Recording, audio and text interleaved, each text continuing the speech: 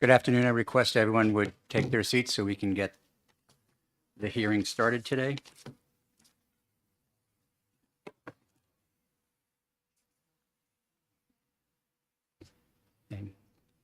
Good afternoon for day 2 of our public hearings on agency budget requests. And to start off this afternoon, I would like to invite the Secretary of State and his team up for their presentation.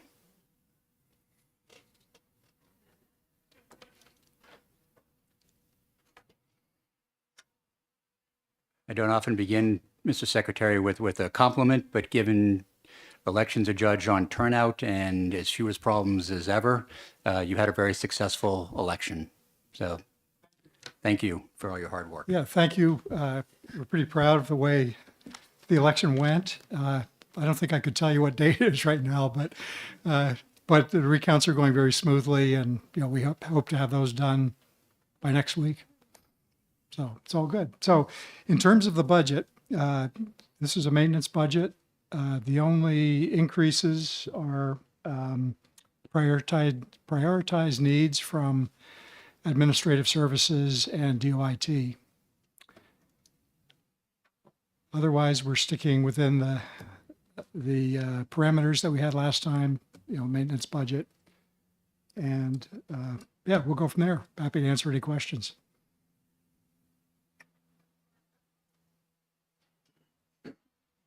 You not only did your election go well, your presentation was the briefest one yet. I've had a lot of practice. Yeah. We have no questions. Thank you very much. Thank you. Okay, following that is the right to know ombudsman.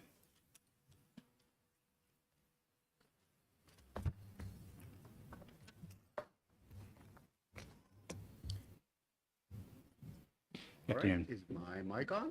It is not on. If you just press the button in front of you to the red light, that's I'm on now. I feel bad because the Secretary of State's presentation is going to be shorter than mine, but mine will still be 5 minutes. And you stop me if I'm not. Since I'm a fairly new agency, and although some of you may know me already, I'd like to tell you a little bit about who we are. I'm Thomas F. Kerr, the New Hampshire Right to Know Ombudsman, also known as the RKO. As I'm fond of saying, I brought my entire agency with me to address you here today. The RKO was first staffed on July 27, 2023, in the middle of a budget cycle. It consists of one person. That's me. I've been a New Hampshire attorney since 1986, more than half that time in state service. The law that establishes my office, which is a 2022 law, Chapter 250, gives it somewhat competing goals of providing the public with a simpler, less expensive, and faster alternative to the Superior Court in resolving complaints under RSA 91A. RSA 91A is the access to governmental records and governmental meetings and records law, commonly known as the right to know law. So I basically decide contested cases and I seek to resolve them informally when I can. Pursuit of a claim under RSA in the Superior Court costs several $100s. Filing a complaint with my office costs $25, payable to the general fund. Since the first day of the office's operation, I've received 254 inquiries of various natures. 71 of those became formally filed complaints. They come in at an unpredictable rate, and more than half are currently resolved. About 40 of those 254 were the substantial equivalents of right to know requests in my office itself. I hear cases against various units of state government, including but not limited to state executive branch agencies, the state legislative branch, counties, cities, towns, school districts. And in terms of review of my activities pursuant to RSA 91A 7C, appeal of my rulings to the New Hampshire Superior Court and then potentially up to the Supreme Court. So I'm somewhat between three branches of government. Although I'm an independent executive branch agency, I'm attached for administrative purposes, Department of State. And when I started this experimental journey, I had a cubicle, a computer, space provided by the Secretary of State, a budget consisting primarily of my salary and benefits plus a few $1,000s in current expenses, which ended up being postage. I have a statute to follow in my commission, which, like my agency, expires on July 1st, 2025. The administrative rules of my office can be found on the Office of Legislative Services website. I also have my own evolving website that's provided through the Secretary of State. And you can find a current docket of my scheduled public proceedings, links to the rules and forms of my agency, and links to the office's decisions there. Unless renewed, as I said, I currently expire on July 1st, 2025. According to my rules, my agency's first and perhaps only annual report is due to the House and Senate Judiciary Committees, the Governor, the Executive Council, the Superior and Supreme Courts on February 15th, 2025. For anybody who wants to pay a visit, the door's generally open. My office is room 12 in the basement of the State House Annex, which, as you may know, is currently under construction. What we're looking at here today is a budget for what might be after my office ceases to exist. My information begins at page 72 of the Secretary of State's budget book. It consists of my anticipated salary and benefits, current expenses, which is mostly paper, postage, and such like. Supplies is a small amount that's in for supplies. For example, a lockbox for filings and payments. I don't currently have that. The U.S. mail brings me things, puts it on my chair. Or people come in and drop it off by hand. Perhaps some improved or additional recording equipment, and there's a bit in this item for travel, $500. All the hearings I currently have are in Concord, but I'd like to have the possibility of holding those hearings on the road if it's more convenient to the parties, and I'd like to do that without my own personal expense. There's also about $7,000 for consultant services. With that, if I continue to exist, I'd hope to retain an individual, perhaps an intern, a legal intern, to produce what might be called a user's guide in order to better explain my office, make the operations more conceptually accessible and understandable, and perhaps give me some assistance with my administrative tasks, like scheduling and answering public information requests. Frankly, we could use one part-time attorney clerk and one part-time administrative assistant or paralegal, but I've not asked for that here. There's been $1 placed in the budget that you're looking at for part-time personnel in case that should become budgetarily possible at some point in the future. And in the meantime, I continue to serve as the quasi-judicial presiding officer, scheduling clerk, administrative and research assistant, decision writer, rule writer, public information officer, and among other things until such time as the RKO expires. Fortunately for the state budget, I am an unclassified employee, so there's no overtime that's a factor in my budget. That's all I got. That's who I am. Any questions I can answer? Yeah, I have a few questions. Could you approximate how many either complaints or inquiries you get, and then over the last year, and then how many have been resolved? About, the way I break it down is inquiries. That's people contacting my office. Of the 254 inquiries, I've had 71 that became formally filed complaints, come in at an unpredictable rate, don't know when they're coming, and more than half of those are currently resolved. Okay, thank you.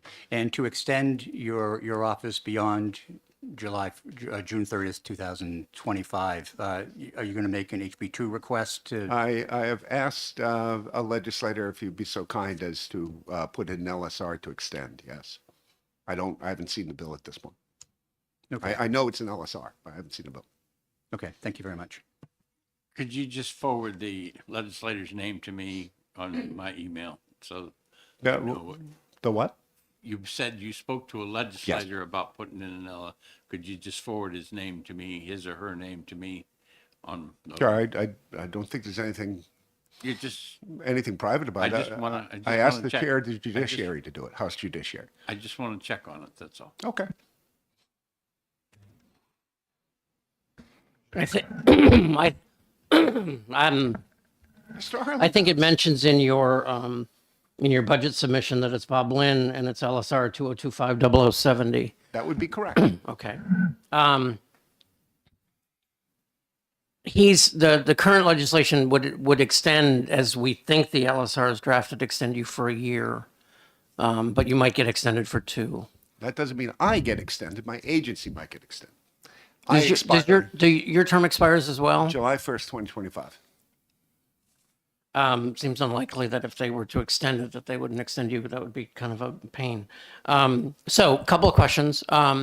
You said that you would want, if the budget supported it, perhaps a part-time clerk, et cetera, kind of a person. I wonder if that's the case, if you would mind, right? It's the kind of thing we would want to give to the the incoming governor's budget team. So if you could write up something sort of more formally in the form of a request. Certainly. That way, that way we're able to catalog any request that happens to come in. I'm not saying there's going to be money for it, but just so that's there.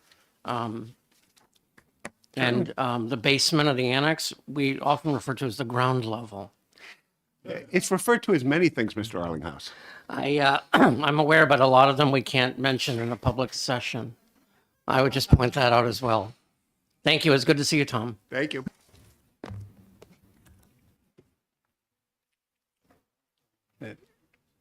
Next up on the list is the Governor's Commission on Disabilities.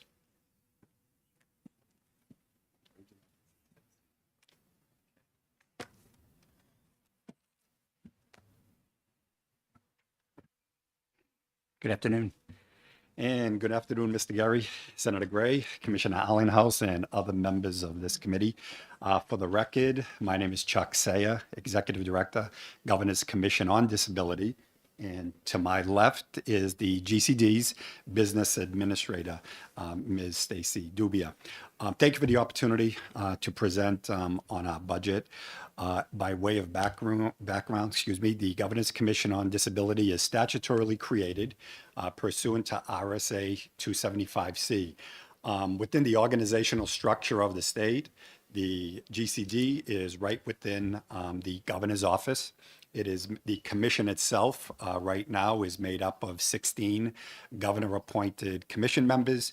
And there are also ex officio members, non-voting members, which is a cross-section of state government. Commissioner of HHS, Commissioner of Labor, Commissioner of Employment Security, DOE, Department of Education is also at the table with Voc Rehab and Services for Blind and Vision Impaired, as well as the State Board of Education. When we look at the mission of the GCD and the enabling statute, it really comes down to the Americans with Disabilities Act. As I'm sure you're all well aware, the ADA ensures non-discrimination based upon a disability. Although we are not an enforcement agency, I would state to this honorable committee, we serve a pivotal portion of the state entity when individuals with disabilities are afforded representation, because part of our mission is to advise the governor, the legislature, and the public as it relates to programs and services for those with a disability. The office is made up of 6 full-time positions and 2 part-time positions. One of the part-time positions is currently vacant. However, it is fully funded, and we have been actively attempting to secure a candidate in that position. What I refer to as the accounting units, there are 3 major accounting units at the GCD, which would be 1004, 1006, and 1007.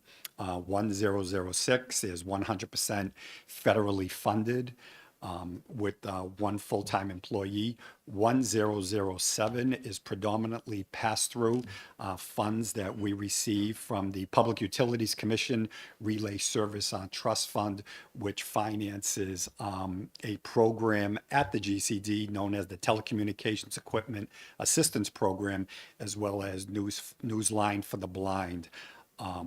Regarding the funding that comes from the PUC and goes to the TEAP, there is a $3,750 administrative fee, which stays at the GCD for the operation of that program and ensuring that the vendor that is selected carries out the requirements of the program. So the major AU for the GCD is 1004.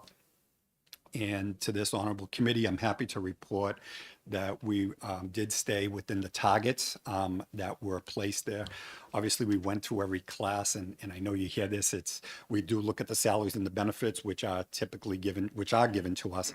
And then we just go through a cross-section of the other classes to see, based upon the FY24 actual expenses, based upon the appropriation in 25, and then the target. We actually, cut where we could to ensure that we were within the target. The biggest cut or the biggest attempt to arrive at the target would be in the part-time position. So the part-time position is currently funded at 29 hours per week. In order to meet the target, we did reduce that to a 23-hour position, and then we took the overage, and correct me if I'm wrong, Stacy, because sometimes you read the numbers and it gets blurry. The rest of the prioritized needs request that has been requested in this budget covers the difference between the 23 and 29 hours. So within that complement, we were able to stay within it. I would suggest to this honorable committee, the 29-hour position will serve the state well. The position is known as an ADA coordinator. It is a request that has a little bit of history. Going back a few years ago, the GCD put together what was known as a workforce focus group to look at the state of New Hampshire as an employer. And to say, we want to ensure that we're a model employer as it deals with individuals with disabilities. And as a regard, in reference to that, I worked and my team worked very closely with the Division of Personnel. And one of the recommendations that came out of the Workforce Focus Group is that an ADA coordinator to sit as a resource to the rest of state government. When another agency perhaps has an individual with a disability they're onboarding, or an individual who is currently in state government, there may be questions as it revolves around accommodations or other questions regarding the employment. And to have that person seated at the Governance Commission on Disability, and we intend that we would work very closely with personnel, we would be able to address those issues. So that's a very high level. I'm more than happy to go further into the positions if you'd like to know a little bit more about that. I will tell you, and this is, I guess, an incredible plug for Division of Personnel. As you all know, there is a unit over at Division of Personnel known as HRSU, Human Resource Support Unit. We have found that to be an incredibly valuable tool for us. We went under contract with HRSU. I think in the last budget cycle. We also have we've also built HRSU into this budget, although there's not a separate class. But again, within the targets, I will tell you our HRSU is an incredible tool, I would say, especially for smaller agencies and medium agencies, because to deal with the day-to-day requests that come up that I may not be able to assist as quickly, or Stacy may not. To have HRSU at the ready is a wonderful complement to the state. I'll also point out that when we put the budget together, and Stacy, what class is our rent that we pay? Class 49. So class 49. So we're up on Regional Drive. So we're subtenants of our Division of Personnel. So our rent is actually paid to personnel, and personnel is under a third-party lease that they pay to a private landlord. Great space, great neighbors. But when we built this budget, we obviously took that into consideration, because I think personnel may be going through that process now. So we had to figure out, well, if there was going to be an increase, what would that be? So we included that within that. And again, this is all within the target that was there. One of the, we have a few programs at the GCD, and I will tell you a program that came about in 2017 is known as New Hampshire's Able Savings Plan. Able Savings Plan allow individuals with disabilities to save money tax-free without jeopardizing needs-based benefits, which is supplemental security income, as well as Medicaid. Federal legislation was passed in 2014. New Hampshire brought it in 2016, and the co-administrators of the program per the statute, the New Hampshire State Treasurer, Monica Mezzapelle, and myself, the GCD Executive Director.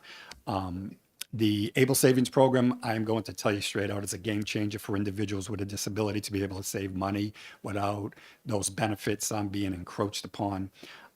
We've operated with no extra staff from 2017, and without any even general funds. So there are many people that are benefiting from that program. So that is essentially at the GCD and the state treasury, and it has changed people's lives. It definitely is a an incredible resource for individuals to be able to live fruitful lives. So that's the GCD at a very high level. I'm more than happy to answer any questions or to go into further details, but I leave that up to all of you. And thank you again for this opportunity. Hi, Chuck. Hi, Charlie. Hi, both of you. Sorry. In 1004, you have $90,000 of transfer income. What's that from? Which is it again, Charlie? In 1004, your main accounting Oh, unit. the 1004. Yes, go right ahead. Yep, go right ahead. I think it's about 90 grand. That's from Silk. That's transfer money from Department of Education for the Silk program. You want to talk Sure. about? Great question, Charlie and Stacy. Excellent. So essentially, at the GCD, we are under an agreement with the New Hampshire Department of Education to house a part-time employee known as the Statewide Independent Living Council Program Assistant.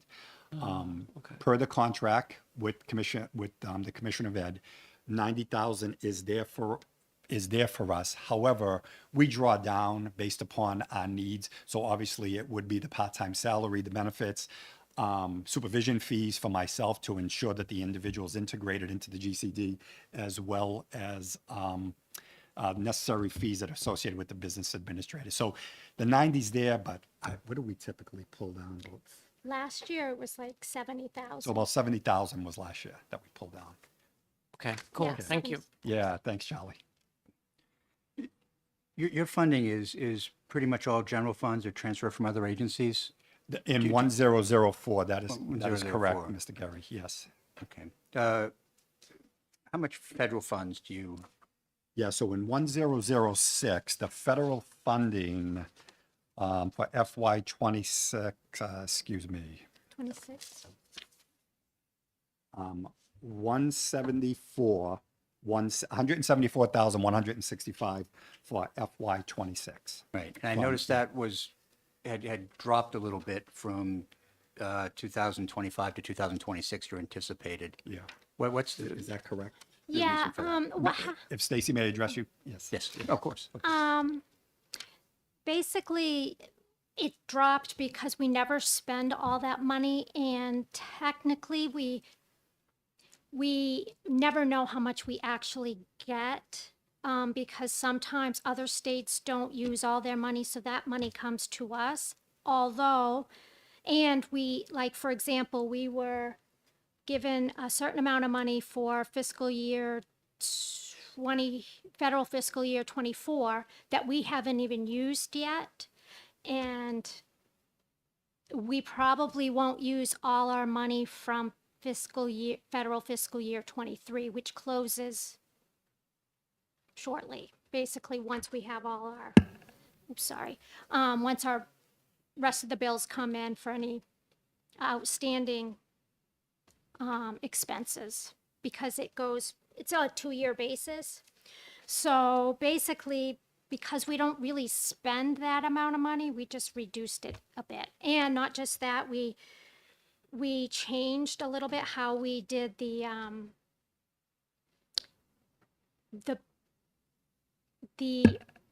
amounts for shared funds. For example, the rent, it's always been a certain amount paid by general fund and a certain amount paid by federal funds.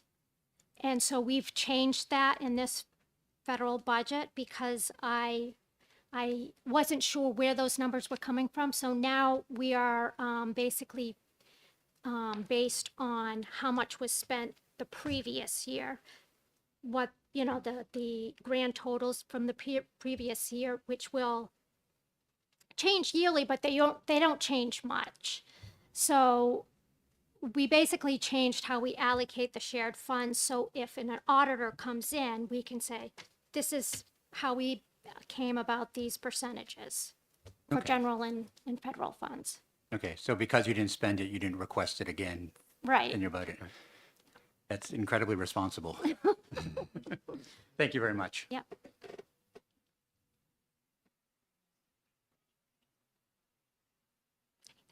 Not seeing any other questions. Thank you very much for your testimony. Okay, Thank thank you. you. Have a nice day. And again, thank you for the opportunity. Thank you. Okay, next up is the Pease Development Authority.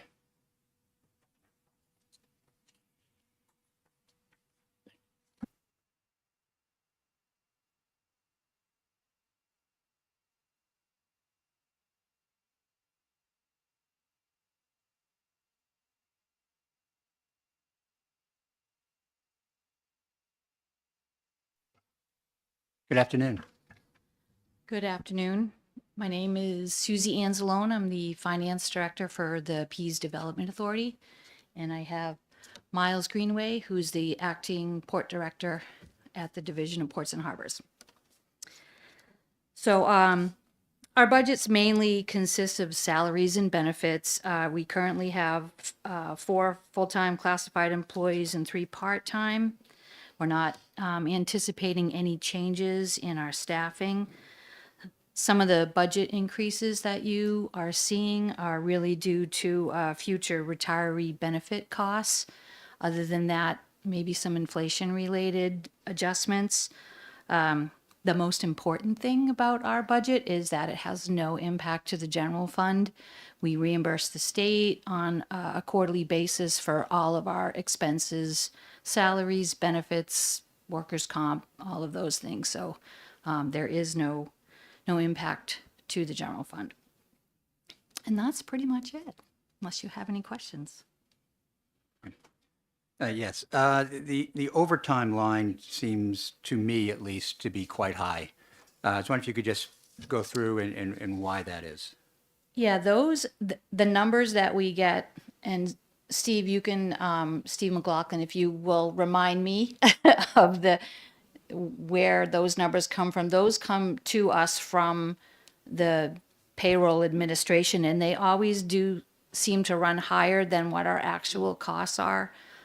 And so we don't anticipate using all of the overtime funds in there unless something extraordinary happens, like some really bad storms again.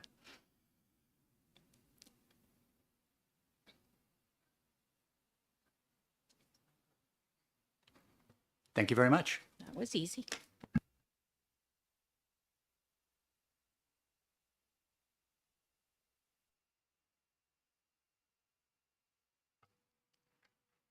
And the Board of Tax and Land Appeals is up next.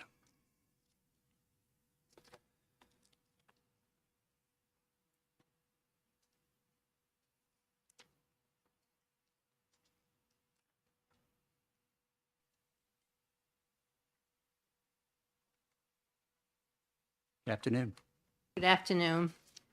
My name is Michelle LeBrun. I'm the Chair of the Board of Tax and Land Appeals, and with me is Ann Stelmack, our board's clerk, also known as an administrator too, which sounds much better. Thank you for this opportunity to address you relative to our fiscal 2026 and 27 budget. If you will allow me, I'll speak briefly, and then I'm going to turn it over to Ms. Stelmack because she has some additional comments. The board has 4 areas of jurisdiction under RSA 71B5, which are to hear and determine all matters involving questions of taxation, to hear appeals by municipalities of their equalized valuation as determined by the Department of Revenue Administration, just compensation processing of eminent domain takings, which includes from the filing date to having hearings and up to the bitter end, as determined by RSA 498A, and all matters relating to the need for reassessments for municipalities. You can find a list of all the statutory matters that are appealable to the board on pages 11 and 12 of the budget manual, and as you will see, we have a lot of statutes that are appealable to the board, so we never know from one day to the next which is going to be filed. This board exists to protect the rights of the taxpayers and the citizens of New Hampshire, and the this is how government runs. And I know we work for the governor, and I fully admit we work for the governor, but I also feel that we work for the taxpayers of the state of New Hampshire. So we feel very strongly that we protect those rights and we treat everyone as they should be treated. We've complied with the governor's 4% budget cut, but at great expense. In order to do so, we have had to unfund a review appraiser position because since 2008, the board has had continuous staff cuts. We've gone from a board of 12 to now a board of 6, 3 board members, 3 staff. And we have continually found innovative ways to modify the workflow efficiencies with less people. But we're at that point now where we can't find any more efficiencies. So our intent in this budget initially was to seek an additional position, because of the increased workload. But we heard early on from the governor that funds were tight and, we were going to be making cuts. We weren't be giving money. So we didn't even do a 7D to request a new position. So what we had to do in order to meet the 4% budget was one of 2 things. Either unfund a tax review appraiser position or zero out all the lines of the budget. That really isn't a choice. We can't protect the citizens of the state without any funds at all coming in. So reluctantly, we unfunded the review appraiser position. And with that, I'll turn this over to Ms. Stelmack, and then we will answer any questions you may have. Thank you. I'll be brief. I've been with the board since 2002, and as the chair stated, when I arrived, we had 8 classified positions, and I have now a staff of 2. We currently we just had 400 new appeals show up on the doorstep for over, and we do have 70 different areas of jurisdiction for 3 of us to handle. We all have a legal background, but we have been working very closely with personnel to get our positions, get them reclassified so we could get the legal talent that we need to work on these appeals before they go to the board. These appeals are complex. They take a lot of time. And as Michelle stated, we don't know what's coming in the door any day.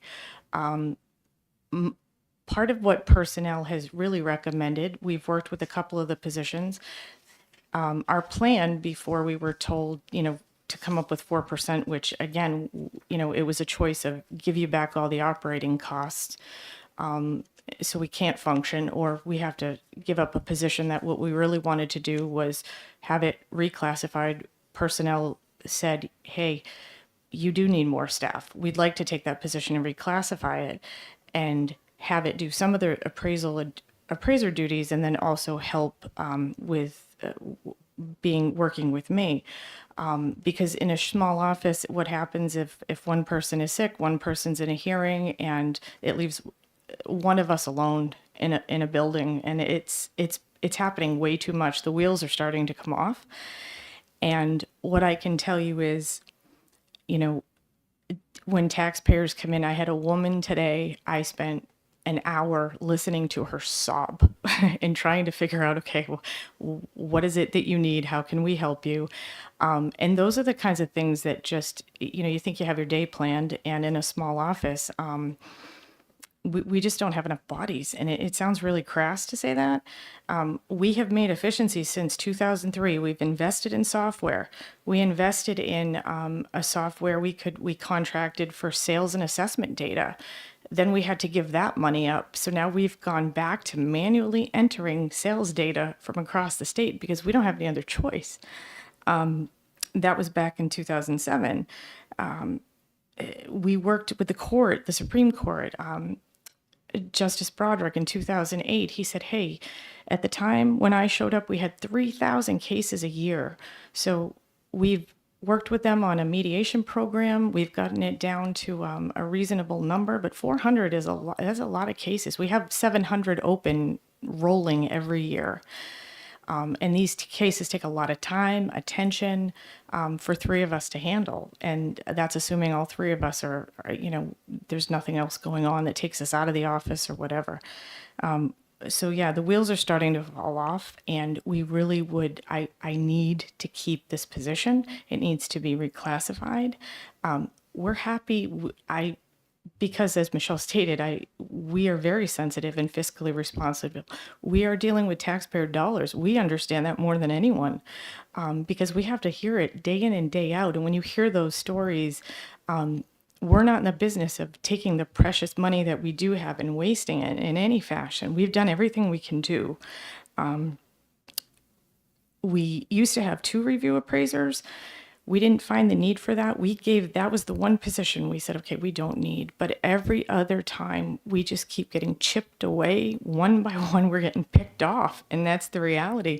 If we lose this and we can't reclassify it to get us more help, I'm already neglecting duties. And I hate to say that, because that shouldn't happen. The taxpayers deserve exactly what we have existed since 1911 to do this work. The work doesn't get easier, but there's pieces of my job I just can't get to because there's not enough time and people and all of that. And not to, sort of cry about it, but I'm just frustrated and tired of it. So I really want to keep the position. So thank you.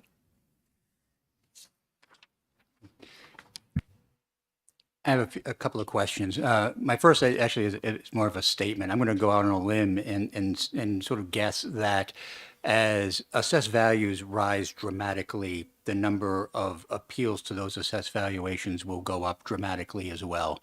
So I take it you've seen that over the last few years since we've come out of COVID and assessed values in the state have gone up dramatically. Do you have any data as far as the number of appeals and what they've looked like over the last few years? Mentally, I can tell you absolutely. We, during COVID, things were a little bit calmer. We had less appeals. Even with eminent domain, the state had stopped taking land. So those went down. We would normally get anywhere, we roughly on average, we would end up with about 25-ish to 30 takings a year. Those dropped down to 10.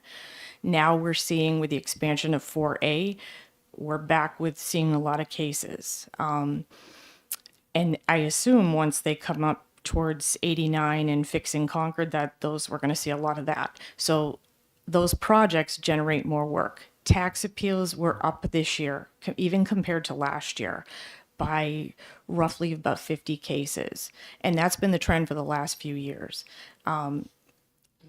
What we're seeing now is increased exemption appeals. We have poverty appeals. People can't pay the tax.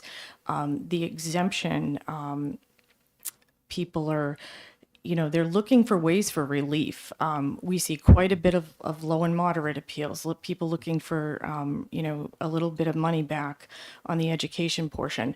And yes, I can get you actual statistics if that's what you'd like. I'm happy to provide that. But the numbers the last couple of years after COVID are starting to rise again. And we also have a rise in reassessments.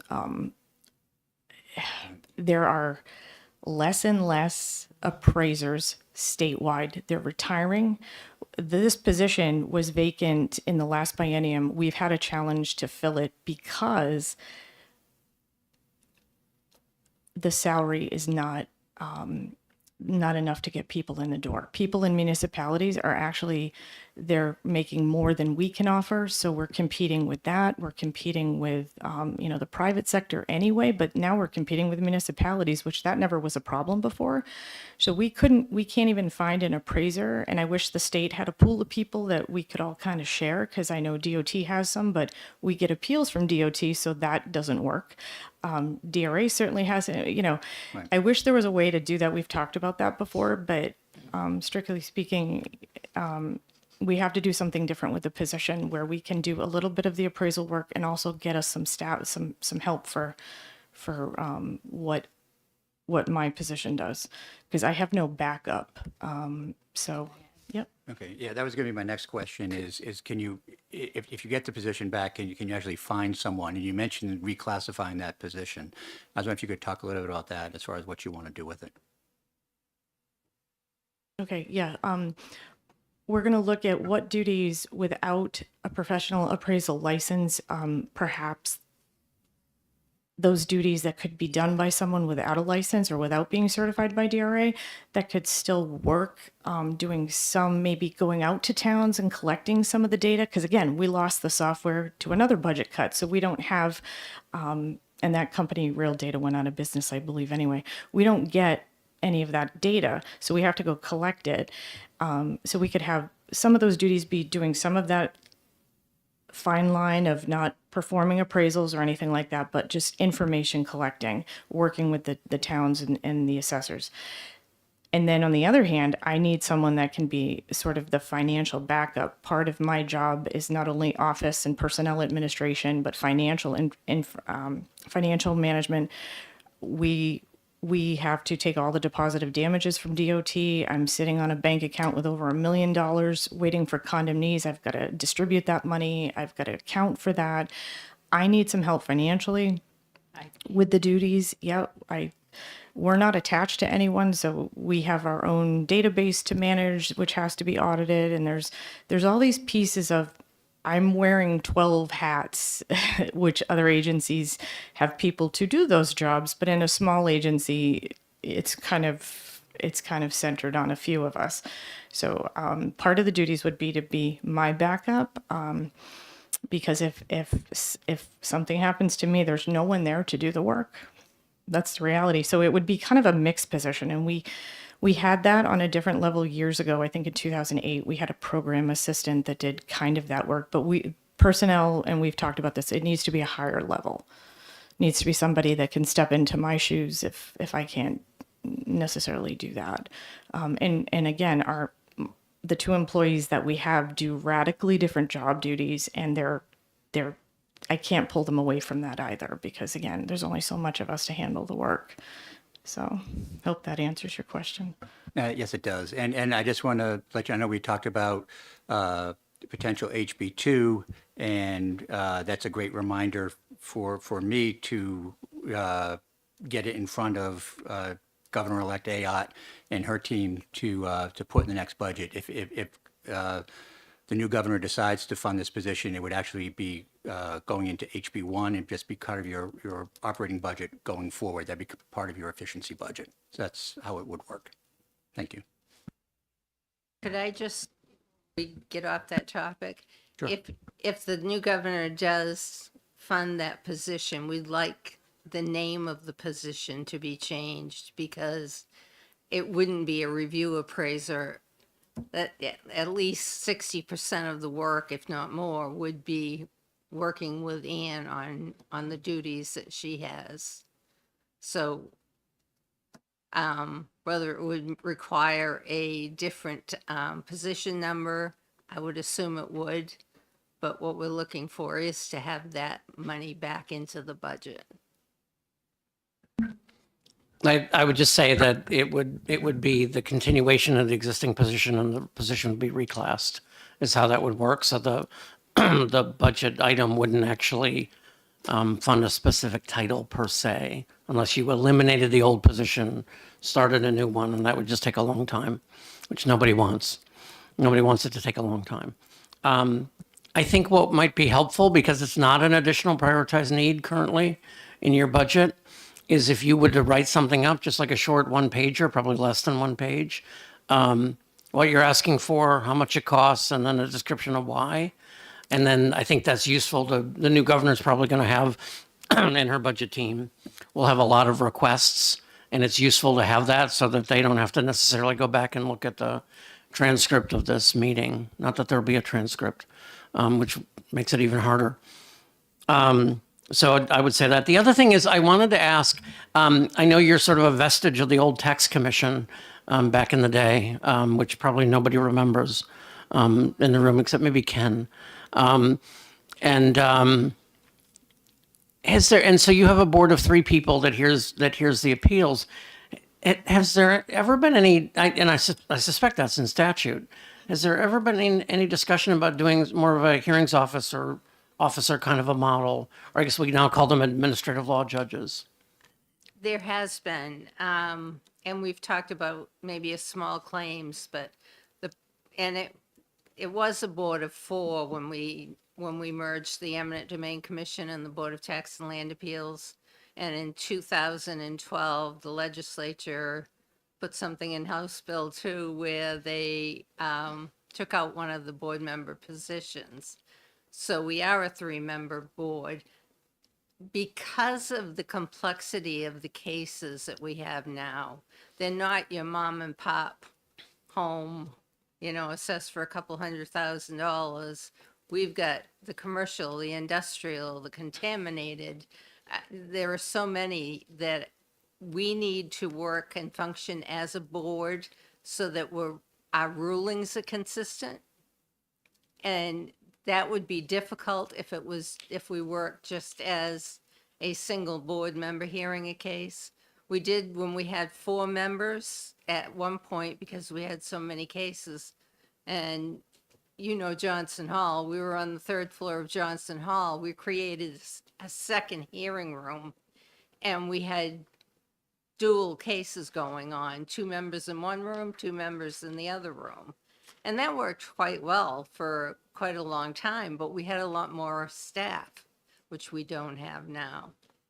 And quite honestly, and I'm not trying to tout my own horn, Charlie knows how long I've been around, too long probably. I'm not. We just hired, the court, we just had the law changed so that the governor and council will now appoint a board member. Prior to that, it was the Supreme Court. The last 2 positions that needed to be filled was one of our members who had her term and she requested another term. And the way the new court was handling it was to put something out on the web saying, we've got a position that's open and we've got a board member already there. She wants the job, but anybody else that may be interested, you can apply. The court clerk was reporting to me on all of this. Not one person applied. And then we had a member who resigned or retired recently, about a year ago, and they posted the position and only one person applied. And luckily, he started in January. He's great. He's a young attorney. He knows the law. He researches the law. So we lucked out and we found someone. But we need the consistency of the board members to be able to be fair to all the taxpayers.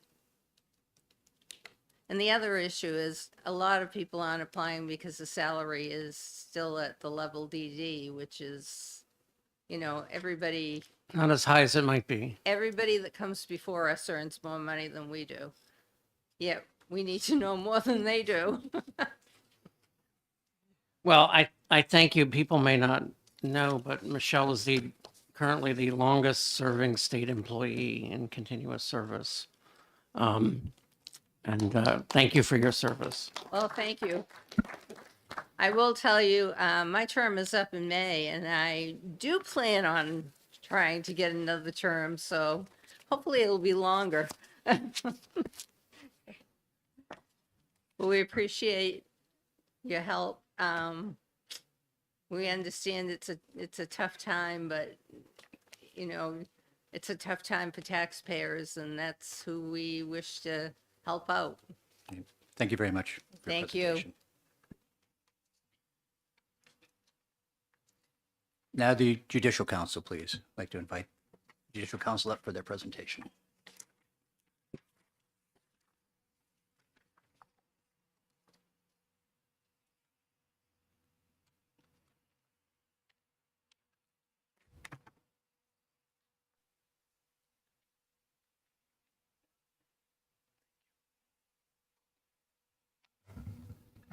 There you go. Good afternoon. Good afternoon. My name is Jay Bucky. I am the Executive Director of the Judicial Council. The Judicial Council exists as both an agency and also as an advisory committee made up of members from representatives from all three branches of government, as well as lay members. The budget that is set forward in the agency's budget book is based on a proposal that was reviewed and voted on by the entirety of the Judicial Council.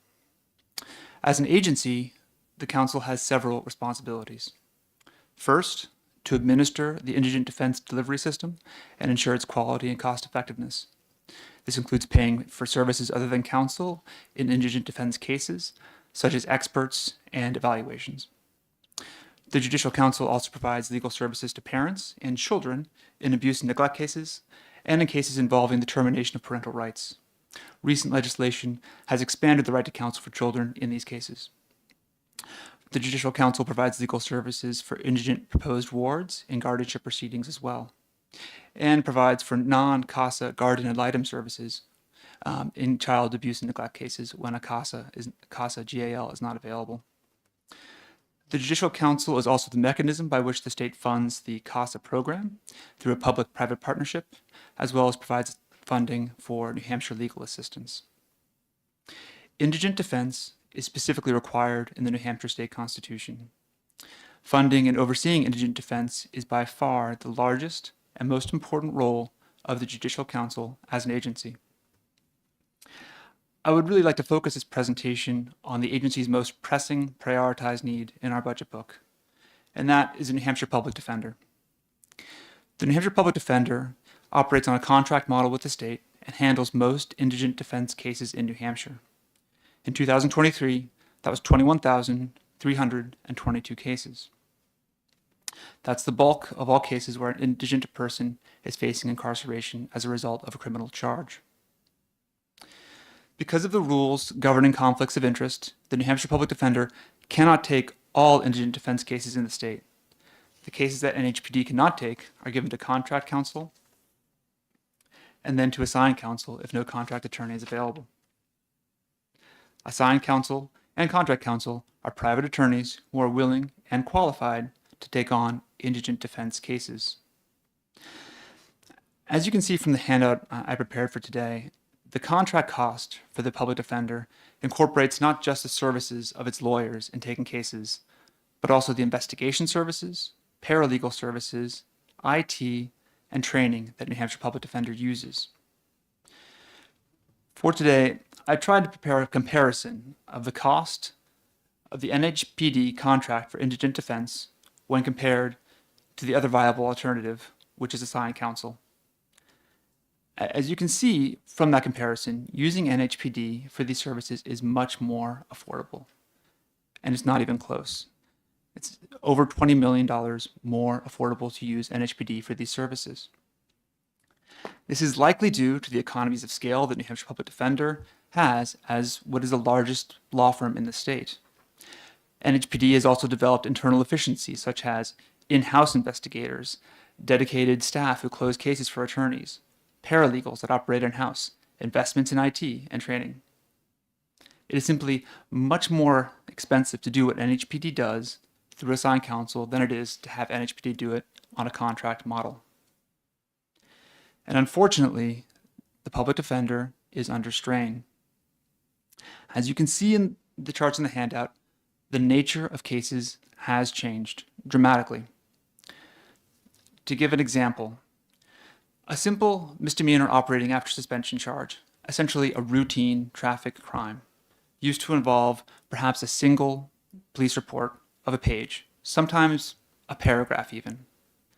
That same case today could have hours of police body camera, cruiser camera, and processing footage. The data for that particular case for an attorney to review has grown exponentially, and that's why I've included the data from Public Defender showing their storage over time. And that's just for a simple routine misdemeanor, and there are thousands of those. A complex case, such as a YDC criminal case, which the Judicial Council funds several of, can involve hundreds of thousands of pages of discovery, So much discovery that requires specialized services just to organize, index, and review that discovery. And that doesn't include time for experts and other expenses involved in preparing those cases. I also want to point out the recent proliferation of specialty courts, including mental health courts, drug courts, veterans courts, all of which have had major benefits for the state, but all these courts constitute an additional resource demand on the public defender. Representatives from the public defender are expected to staff and be present at these courts throughout the state, and they do that. However, this takes time. Process changes in the criminal defense world have also impacted the provision of indigent defense. With the end of felonies first, there are now more courts for attorneys to staff at arraignments. Essentially, we've gone from having to staff 10 superior courts, which had arraignments at more or less predictable times, to over 30 circuit courts, which do not have the same level of predictability. That takes more time for the public defender. Further, cases now take longer, essentially by design, especially felony cases. Every felony case, for the most part, starts off in district court instead of superior court, starts off with an arraignment, which must be staffed, and then a probable cause hearing, which is an additional hearing, and then the case is bound over to superior court, where the case essentially starts again. This takes additional time. These factors have led to caseloads remaining stubbornly high. And based on review of the quarterly reports that I receive and monthly reports, every public defender office currently has caseloads above what the contract goals are. To add to this, the pay for public defenders has not remained competitive. Starting pay for public defenders in New Hampshire lags behind every single county attorney office in the state. New Hampshire also has the lowest public defender salaries in New England. The combination of the low pay and the high caseloads has led to growing attrition. And I've included a chart in the handout which shows this. Attrition has in fact skyrocketed at the public defender, and it's led to a vicious cycle. Lawyers leave the public defender based on low pay and high caseloads. That leaves more work for those who remain at the public defender, who are then also generally considering leaving. The trend that I've shown in the graph, unfortunately, is continuing into this fiscal year. My understanding is that 13 additional attorneys have given notice since June 30th of this year. For context, that's about 10% of the attorneys at public defender, just in the last 4 months. New Hampshire public defender isn't just losing new lawyers, but also more experienced attorneys, the attorneys who can take on the serious felonies that the state needs them to take on, and these attorneys who are also vital to training and mentoring the next generation of attorneys. Caseloads and attrition are already having an impact in counties around the state. For example, New Hampshire public defender has had to scale back representing clients at some incarcerated arraignments in some counties, and scale back on representing clients at warrant pickups in some counties. Courts now can and do directly appoint counsel to represent defendants in these cases, as defendants have a constitutional right under both the New Hampshire and state constitutions to counsel. However, when courts directly assign counsel, this is more expensive by far than having public defenders do it, but it puts additional strain as well on the contract and assigned counsel system, which is already over capacity. Because of all these factors, NHPD is the #1 prioritized need for the Judicial Council. The Judicial Council voted to recommend a substantial increase in NHPD funding, which is in my Schedule D. The prioritized need for NHPD that was voted on aimed to stabilize the public defender by setting starting salaries that are on par with county attorney offices throughout the state, as well as adding additional attorneys to make sure that caseloads remain reasonable and sustainable. The cost to increasing the funding to NHPD would be far less than having to fund the services that NHPD currently provides through assigned counsel.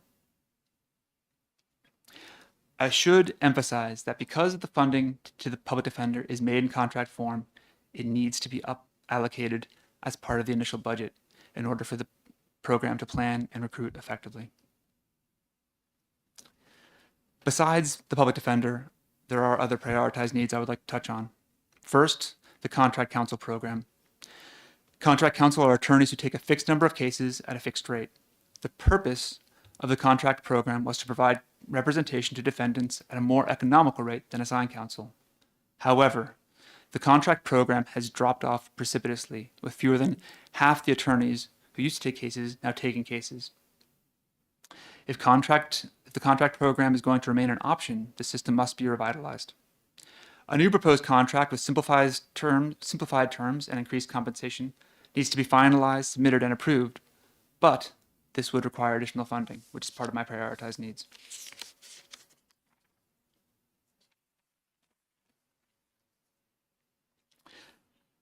Assigned counsel funding is also a prioritized need.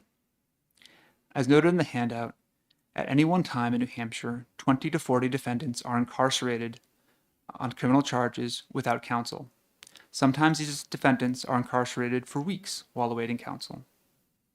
Recent statutory changes have made it unlawful to provide legal services to children on a fixed fee basis. In essence, this has increased the number of cases that now must be handled by assigned counsel, again, which contributes to the prioritized need request for assigned counsel. There are currently not enough attorneys willing and qualified to provide services at the current contract rate, which is $90 an hour. The assigned counsel line also includes attorneys who provide services to children and parents in abuse, neglect, and termination of parental rights cases, as well as guardianship cases. The number of these attorneys has shrunk dramatically, especially in rural areas where there are now legal deserts, which you may have heard of from other presentations, essentially areas where there are too few attorneys to meet the needs of their residents. Because of this shortage of attorneys and the lack of attorneys willing to take on these cases, the Judicial Council recommended that the Supreme Court raise the rates for assigned counsel, again currently at $90 to $125. The Advisory Committee on the Rules voted to recommend this change, but this potential change is still pending.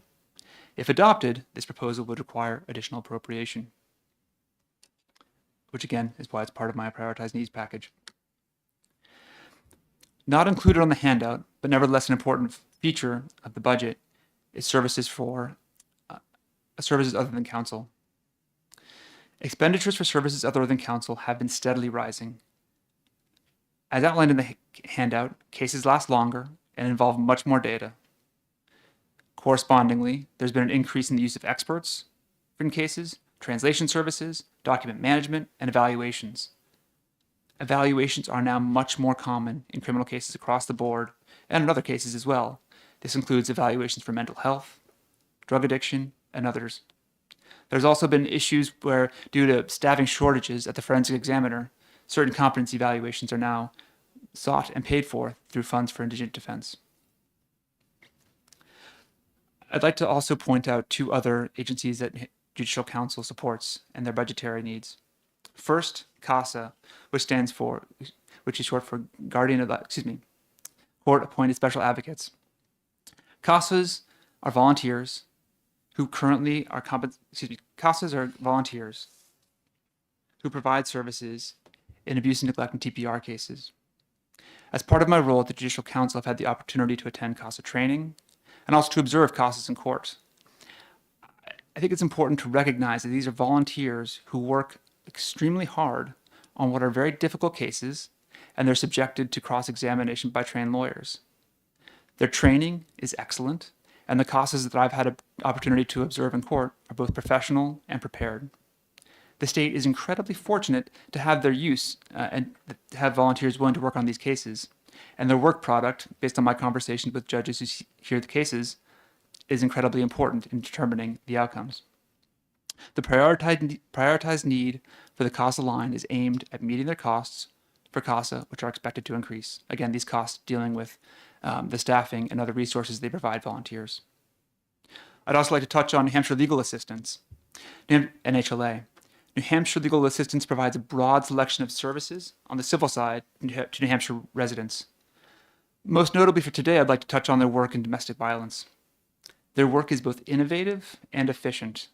I had the opportunity to go to a court where NHLA had set up a domestic violence clinic. This clinic was a model in providing services when needed, as needed, to domestic abuse victims. Anyone who's ever spent time in a circuit court can see the people who really need help. Those people are often searching for assistance, and they're usually asking clerks for help, and clerks really aren't equipped to provide that kind of help. An NHLA domestic violence clinic is a great example where they have lawyers in the court who provide services to someone who walks in, whether they're off the street or whether they've been referred to by another source. It's an incredibly efficient use of resources, and the prioritized needs on this line is aimed towards funding for reopening a national office in a populous area of the state. I'd like to conclude by talking about our agency budget request. As you can see in the handout, one recommendation from the recent audit of the Judicial Council was for the hiring of a finance manager. This position would help the agency with financial oversight, but could also help with needed changes to payment processing and other processes. The Judicial Council has been working steadily to increase efficiency and costs when it comes to the administration and funding of the programs we support. We have just today sought and obtained federal funding to improve our database and payment system. We have worked with the courts and lien office to streamline the payment processing for certain routine vendors and to save time for judges and court staff. We will be proposing changes to rules in HB2, rules and statutes to enable the Judicial Council to negotiate better and more uniform rates for services, which could save the state a great deal of money when it comes to services other than counsel. As an agency, we remain committed to finding efficiencies wherever possible. I'd just like to conclude by mentioning that the Judicial Council provides services to citizens every day in every court in the state. Having had a chance to review what the agency does as part of my introduction to this job, I can say I'm very proud of the services we provide. However, I do want to convey that the system, as it currently stands, is under tremendous strain, and cracks are showing. When adjusted for inflation, NHPD funding has actually gone down since 2014. I get calls every week, and sometimes every day, from defendants who are in jail asking why they don't have a lawyer. I hear from courts and prosecutors asking why a defendant doesn't have a lawyer. I see experienced lawyers leaving New Hampshire Public Defender with no easy replacement. Our budget is aimed at addressing these issues, and I thank you for considering it. Thank you. Just looking over the numbers, your budget in 2023 was approximately 31 million, and that was increased to 37 million in fiscal year 25 for about a 20% increase. Is that correct? Correct. Okay. And with the changes you're proposing now, including the additional prioritized needs, that would bring it up to just over 55 million for an additional 48.6% increase. I'd have to double check because some of those items included, there was federal funding that's dropped off as well, but I believe that is correct. 55 million, yes. Yeah. Okay. And that's just a historic budget statistics, which I love. But my question really is, as far as the public defender's office goes and the need for the public defenders, obviously the public defenders are there for people who cannot otherwise afford to pay. Currently, New Hampshire's economy is in excellent shape. We have historically low unemployment, 2.5%. We have the lowest poverty rate in the country currently. If that were to change, if we were to hit a recession and we were to see unemployment go up, or even if we still are number one as far as our poverty rate goes, but that were to increase as well, could we expect the need for the public defender's office to increase even greater under those circumstances? Yes. And just one point of context, the determination of who qualifies for a public defender in the first instance is made by the courts under administrative rules from the DAS. But yes, I think absolutely. I think those determinations on indigency would likely increase. Thank you. Hi, good to see you. I'm seeing a lot of you today. Couple of questions. One is, so the way we budget Judicial Council is remarkably fake in New Hampshire, isn't it? There's a footnote in the budget that says, we're going to give you X number of dollars, which is sort of made up. And you can go back to fiscal and get as much as you need. Because if I understand this right, and stop me if I say something wrong, if I understand this right, there's a Sixth Amendment requirement to provide, et cetera, which we're currently not, according to the LBA audit, which we're failing on. Not failing, in danger of, I forget their language. It ain't going well. But so we'll we'll budget 31 million and then everyone winks to themselves and goes, we know we're going to spend 40 and they'll just go to fiscal and get it. What have you spent actually spent the last few years? Do you have those numbers?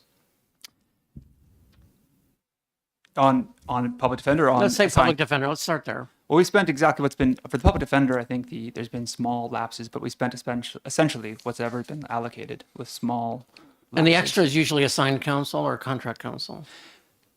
We've spent. I know since I was here for the last budget cycle, we spent far over what was allocated to assigned counsel because of that quirk which you just mentioned. The allocation was lower than I think what was expected, and we predictably came to come back to the fiscal committee to ask for more. So do I understand your request correctly that, if I understand this right, based on 2023 caseloads, it would be $47 million at current rates. And if we raise the rates, it would be more than that. I'm looking at page 2 of your presentation. So the purpose of that is to show what would it cost. Correct. If you just did it as assigned counsel, if you got rid of the public defender and did it as assigned counsel, it would cost $47 million. So every public defender case, we're sort of saving money? Is that fair to say? In fact, if there's one thing I could convey, you're saving a lot of money with a public defender case. If you look at the numbers, and there's just one takeaway I can put forward. The public defender, because it needs to be funded upfront because of the way it operates. It has a 2-year cycle, and it needs to hire people and do all that, and it's an organization. If it doesn't get that upfront funding, it can't obviously plan. And if instead we're paying things through assigned counsel, we're paying essentially twice as much per case. Even though, so it might look like the upfront cost is lower, but the overall cost is much, much higher. And that's what I'm trying to demonstrate. So if you look at that handout, basically if you took the cases that the public defender does, and you were to pay all those cases simply as assigned counsel, which, just to be clear, you couldn't do because there's not Right, employers to do it. yeah. But just for, out of curiosity, if you were to say, okay, we're just doing assigned counsel all the way, it would be about double the cost. And that I think is due to the efficiencies involved in just simply having one administrative unit, which is the public defender and the way they handle things. When I look at the numbers for assigned counsel, those numbers are wildly unpredictable and they go up a lot. And they depend simply, and they can go up a lot based on big cases as well. I mean, frankly, if you're talking pure economics, the real savings in a public defender office is on those bigger cases, because one big case, a YDC criminal defense case, for example, can be 6 figures. And that's just on this, that's for lawyer costs. And you add on top of that, expert costs as well. So if there's one big takeaway, assigned counsel is much more expensive, and that's been known for quite some time, and that's why under statute, it's sort of supposed to be the last resort. But because the contract system has, basically withered to a great degree, assigned counsel has really taken off, and those costs have grown. My big concern right now is if the public defender isn't funded adequately, those costs are going to just explode even more. And that's just leaving aside the constitutional issue, which is there aren't enough lawyers, and that the issue of people in jail without lawyers is going to go up as well. How long can you keep somebody in jail without giving them a lawyer? That is a question that Oregon says 7 days. Different courts have that's a federal decision in Oregon. Do we exceed 7 days periodically, Yes. routinely? Yes. And is the concern that at some point a court will look at that and be disappointed in us? Yes. Okay. Probably more than disappointed in us. The public defender, if I understand the public defender right, I don't know, how big is the public defender's office ballpark, attorney-wise? On 120 to 124. Excuse me, 120 to, I think currently it's 134. I have the training person here. I can give you the exact number, but somewhere between 120 and 140. And the way New Hampshire does it is it is a non-profit corporation whose entire income is derived from one biennial grant from the state. Is that correct? Essentially, yes, with some small other With sources of income. but for the most part, Yes. it wouldn't be efficient to make it a Department of State Government. We That probably have to is- pay more. I don't have data on that point. It was simply going on what we look at right now. I haven't run that analysis. I only look at sort of the statutory options I have currently, which really are nonprofit and assigned counsel. But you don't think that's an inefficient arrangement that with the one we have today, or does it? I would say that it's much more efficient than assigned counsel, much more efficient than contract counsel. Whether it'd be more efficient to have it as a state agency or not, that's not a calculation I've done. Yeah, I'm guessing probably not, but that's my guess. Can you talk a little bit about CASA? Yes. If we have somebody who's in need of a CASA person, CASA is a wonderful organization that does great work for for everybody. But if CASA doesn't have somebody, what happens then? That is an excellent question, which I should have included in my report. Essentially, what happens is if CASA cannot staff someone, the case then goes to a non-CASA GAL, and they are essentially compensated as assigned counsel. And whereas CASA is not compensated at that rate.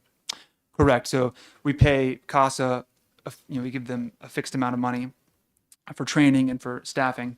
Again, not staffing all of them, but staffing that their support attorneys.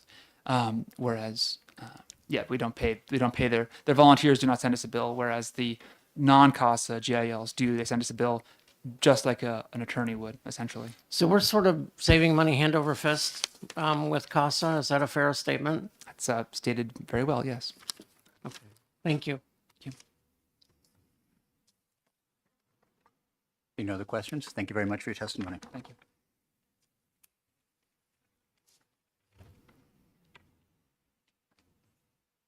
I'd like to invite the Department of Labor.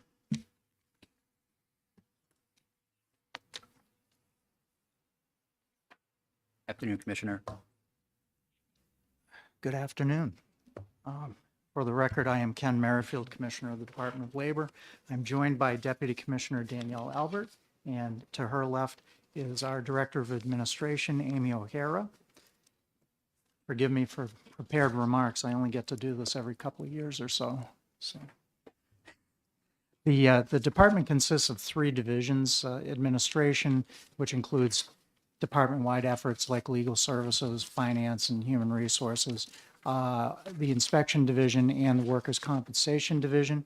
The inspection division is responsible for administering and enforcing the protective legislation law, the Citizens Job Protection Statute, the Whistleblowers Protection Statute, the Youth Employment Law, the Minimum Wage Law, the New Hampshire WARN Act, rather famously the Boiler and Pressure Vessel Law, and the Elevator and Accessibility Lift Law, also safety and health laws.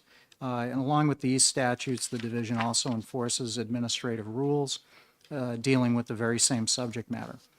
In a typical year, the inspection division will recover anywhere from $500,000 to $1 million in wages for New Hampshire employees, completes roughly 1,000 labor inspections of various types, completes roughly 10,000 boiler or pressure vessel inspections, and over 5,000 elevator inspections. The division is also proactive, training employers every year on employment law to assist them with their legal compliance. Since the pandemic, the division has made excellent use of webinar technology to provide these trainings in a virtual environment. Division leadership and department leadership also provide trainings, live trainings to interested industry groups as well throughout the year. The Worker Compensation Division, on the other hand, was created in 1947 and has the responsibility for administering the state's worker compensation law, originally enacted in 1911. It requires employers to maintain insurance coverage to provide no-fault compensation for employees in case of accidental injury, death, or occupational disease arising out of the course of employment. Among other duties, the Worker Compensation Division collects first reports of injury from employers and insurance carriers in New Hampshire regarding the roughly 40,000 or so workplace injuries that occur each year.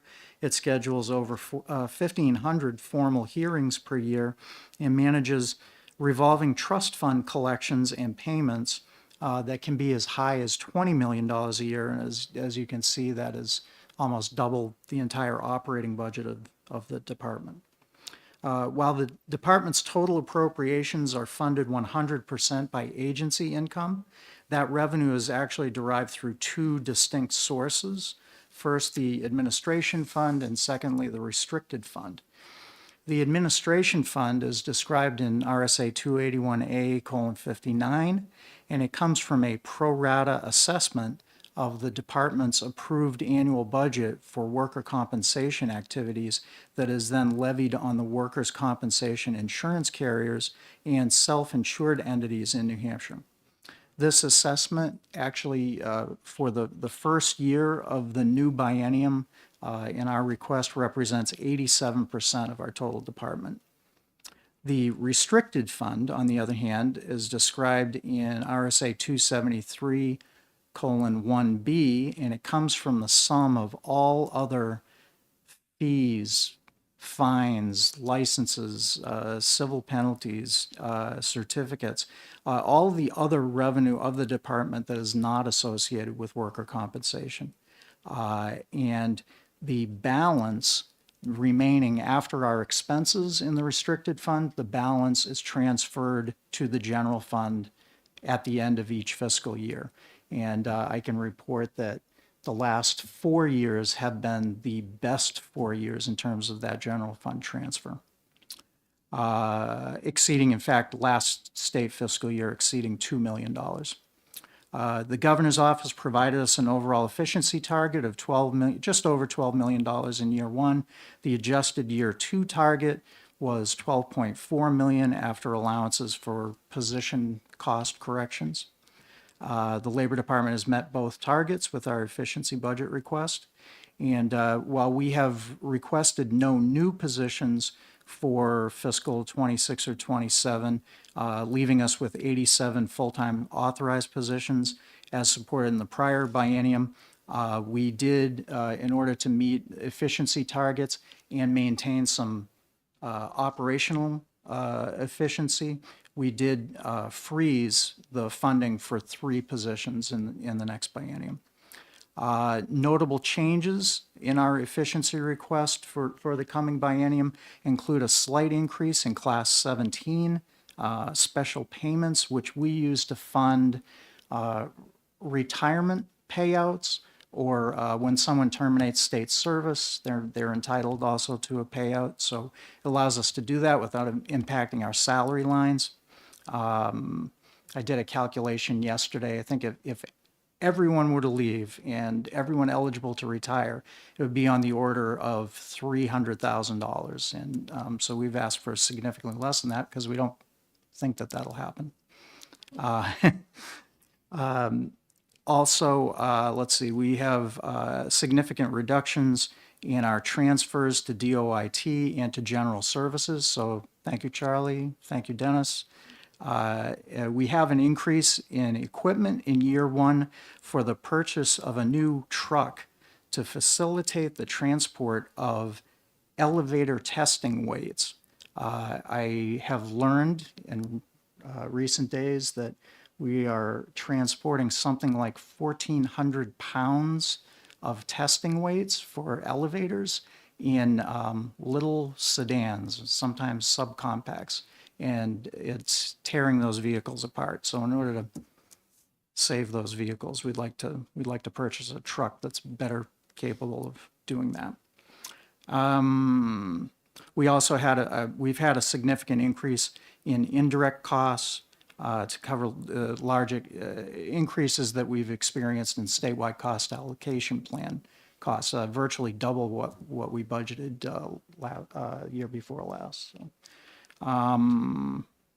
yes, and we've significantly reduced the budget for part-time temporary staffing, but increased the budget for our administratively attached boards. A couple of the boards that are attached to the Labor Department receive per diem costs and travel costs for their service. And my concern there is not that, the current trend is less than budget. However, if I don't have funding in those lines, the result could be that citizens are waiting for services that they should be getting timely by law. So I like to protect a little bit in that class line. We've also asked for an increase in year one for our class 103 operational contracts. Again, we haven't made great use of this, but I envision circumstances where we would like to fund projects within the Spalding building, including redesign of work areas. There are some other needs that we have in the building. I found Commissioner Arlinghouse is a lot more receptive to my requests when I pay for them. So that's what I have in mind. Yes. We also do have some relatively small prioritized needs amounting to less than $30,000 throughout the biennium. Those were both requested by DOIT and Admin Services. They're not specifically our requests. And that concludes my remarks. I'm happy to answer questions. I have lots of questions. Oh, good. I didn't know what I was going to do with my afternoon, Charlie. No, it's very important. Your administrative lapse, which I think was 2.8 million last year, so your modest, it was almost 3.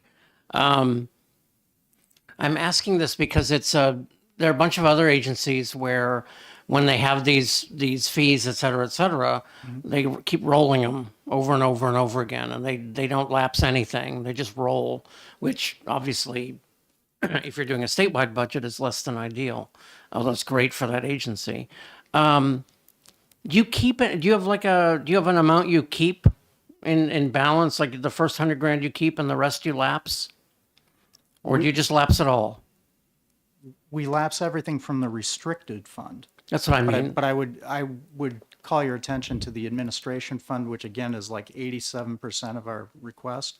That rolls into the next year and depresses the assessment for the workers' comp insurance carriers. And that's the thing where we're essentially dunning carriers for the cost of that. Yep. But for the rest of it, you're lapsing a good amount of money. Yep. And that's from various fees and whatnot. That's every other type of revenue that we collect, other than the billing for the insurance carriers for workers' comp. Every other fee that we collect at the end of the year, whatever we haven't needed to support our expenses is transferred. And you lapse the whole thing. Yeah, yeah. Okay. I'm not critical of that. I just, in the back of my mind, I think it might work other places too. Excellent. I'm happy to assist with that. Thank you for that. Secondly, I wanted to talk about in an earlier point in the day, I was talking to somebody about things like hearing officers. Yep. You do a lot of fairly complicated cases, I think, with hearing officers. I would say so. I've been told differently by other hearings officers, but yes, a number like the statutes that I cited, any number of those would come up in a hearing setting, and worker compensation being the bulk of the hearings that we conduct. And which are often fairly complicated. I would argue so, yes. Okay. And it's I think we call them administrative law judges now. Indeed. And that's typically how there's one judge, both parties present, and that he or she then adjudicates and writes an opinion. Renders a decision within 30 days. And within 30 days. And you stick to that pretty good within 30 days? Yeah, very, very well. In fact, during the pandemic, I don't think we had a single late we held hearings on time and we produced decisions on time. It's a very rare circumstance that we're late because the law says we can't be, so. Okay, and as the star of elevators everywhere, there are some states in which the Commissioner of Labor, when he inspects an elevator, doesn't just have his signature on it, but also his picture. Have you considered that option? I have not seriously considered that. All right, just a thought. Thank you. Thank you very much. Thank you. I'd like to invite up now the Public Employees Labor Relation Board.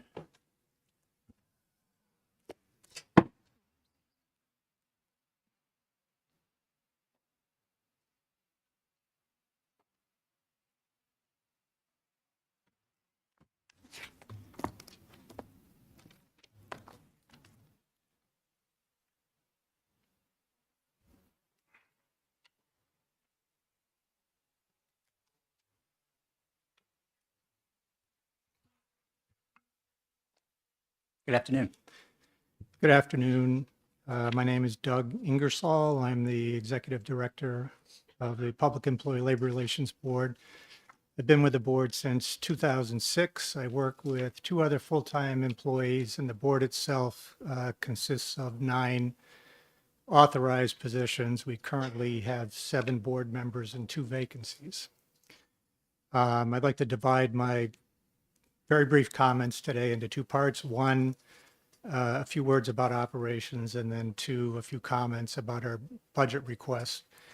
In terms of operations, I have circulated an information sheet which hits the major activity areas. We are responsible for administering the state's public sector collective bargaining law, which affects employers at the state, county, city, municipal, school district levels, employers and employees who work in those areas.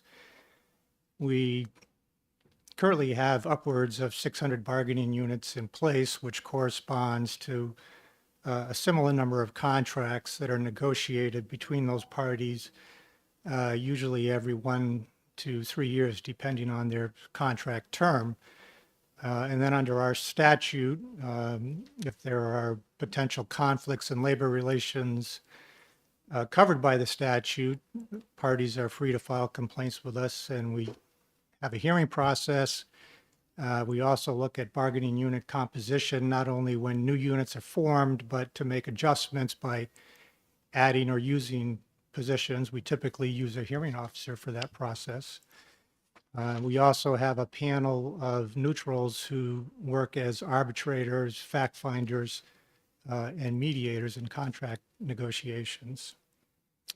I listened to Michelle LeBrun's presentation, and the comment about her status as the longest serving state employee. Her mother, Evelyn, I think, was the first executive director of our board and served from the 1970s through 1990, and I think left quite a legacy. In terms of the budget request itself, it's pretty consistent with what we've asked for in prior years. There is a defunding of one of our positions to meet the target that we were given by the governor's office.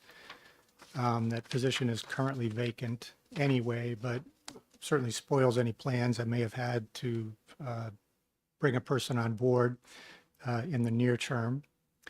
I have included a request to increase our board per diem to $250, and we'll follow the HB2 protocol discussed in a recent email from Budget Director Gary for that. But the original board per diem in 1976 was $25. It was doubled to $50 in 1985, and it stayed there ever since. So the net to a board member for a full day's work is $37.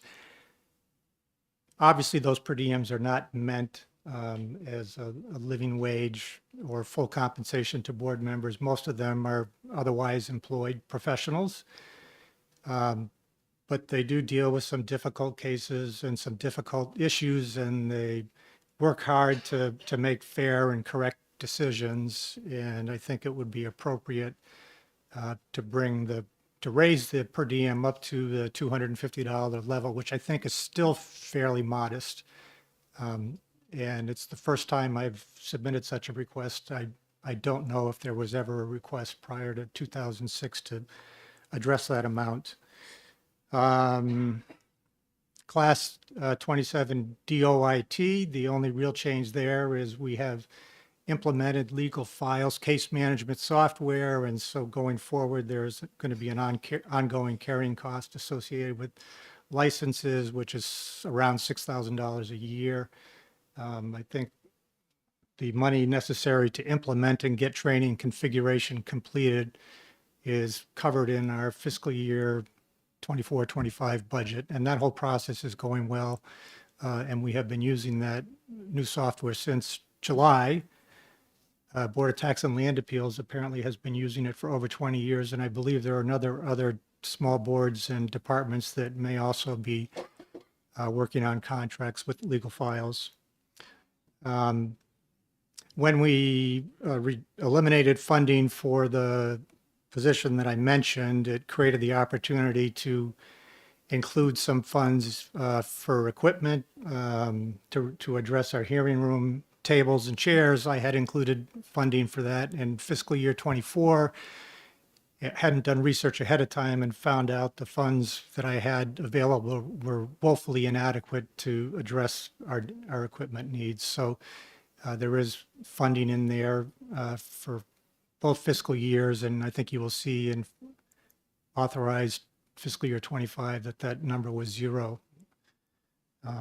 Normally we don't have much demand for equipment, but those are the highlights. I don't really have any other specific things I want to bring to your attention. Happy to answer any questions. Just an update, if you could provide one. I know, as you mentioned in your report, that you just switched over on July 1 to a new case management system. How is that going, and what's your experience with that? Yeah,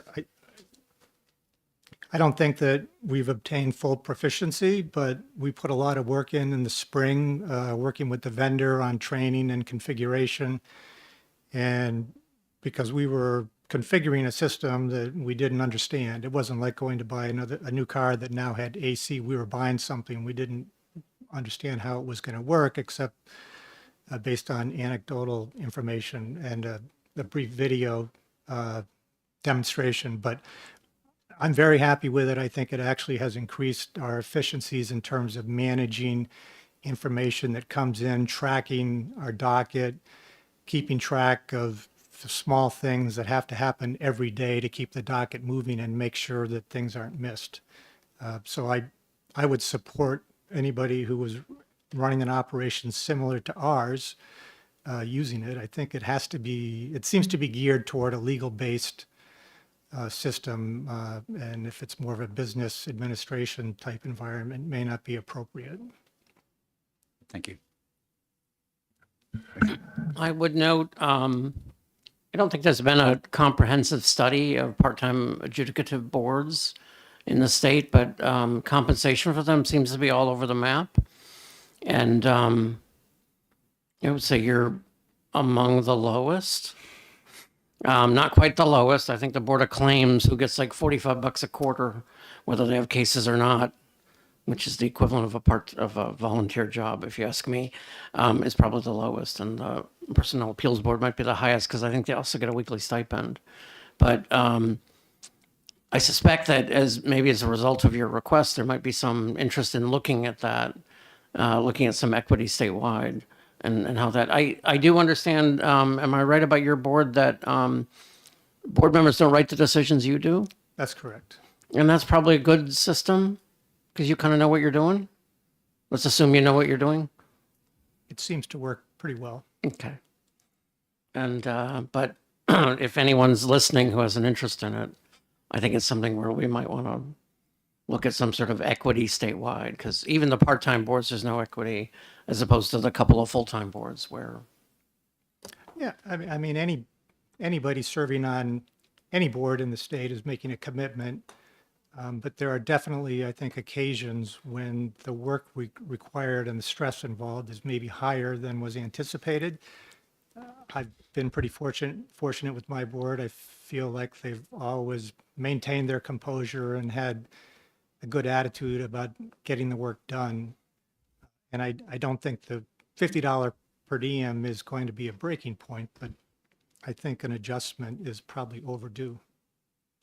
And I just want to clarify, I'm right about this. I think that you're the Public Employee Labor Relations Board for the entire state of New Hampshire, school boards, cities, towns, counties, state, et cetera. Correct. Thank you. Thank you very much. Thank you very much. We will now be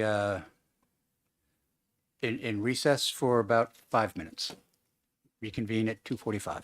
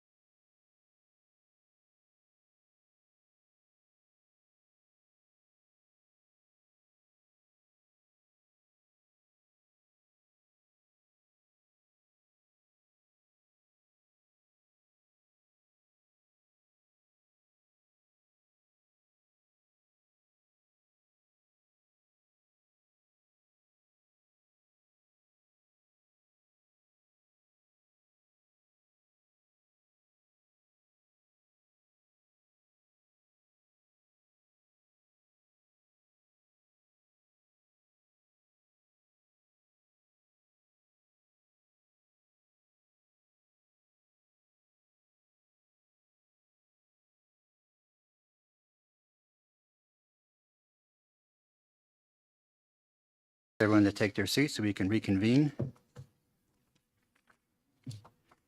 And I'd like to invite up now the university system. I think that's where we are. And Chancellor Provencher.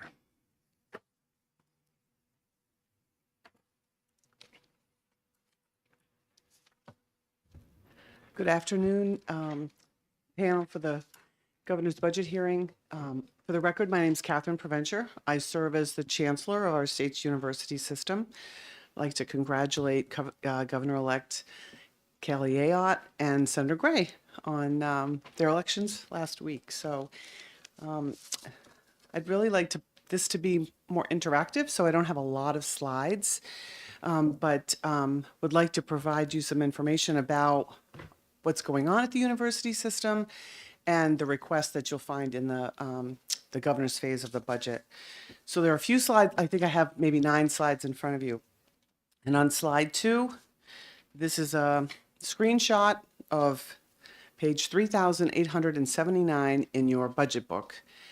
The university system is one very large appropriation line, generally funded in the state budget.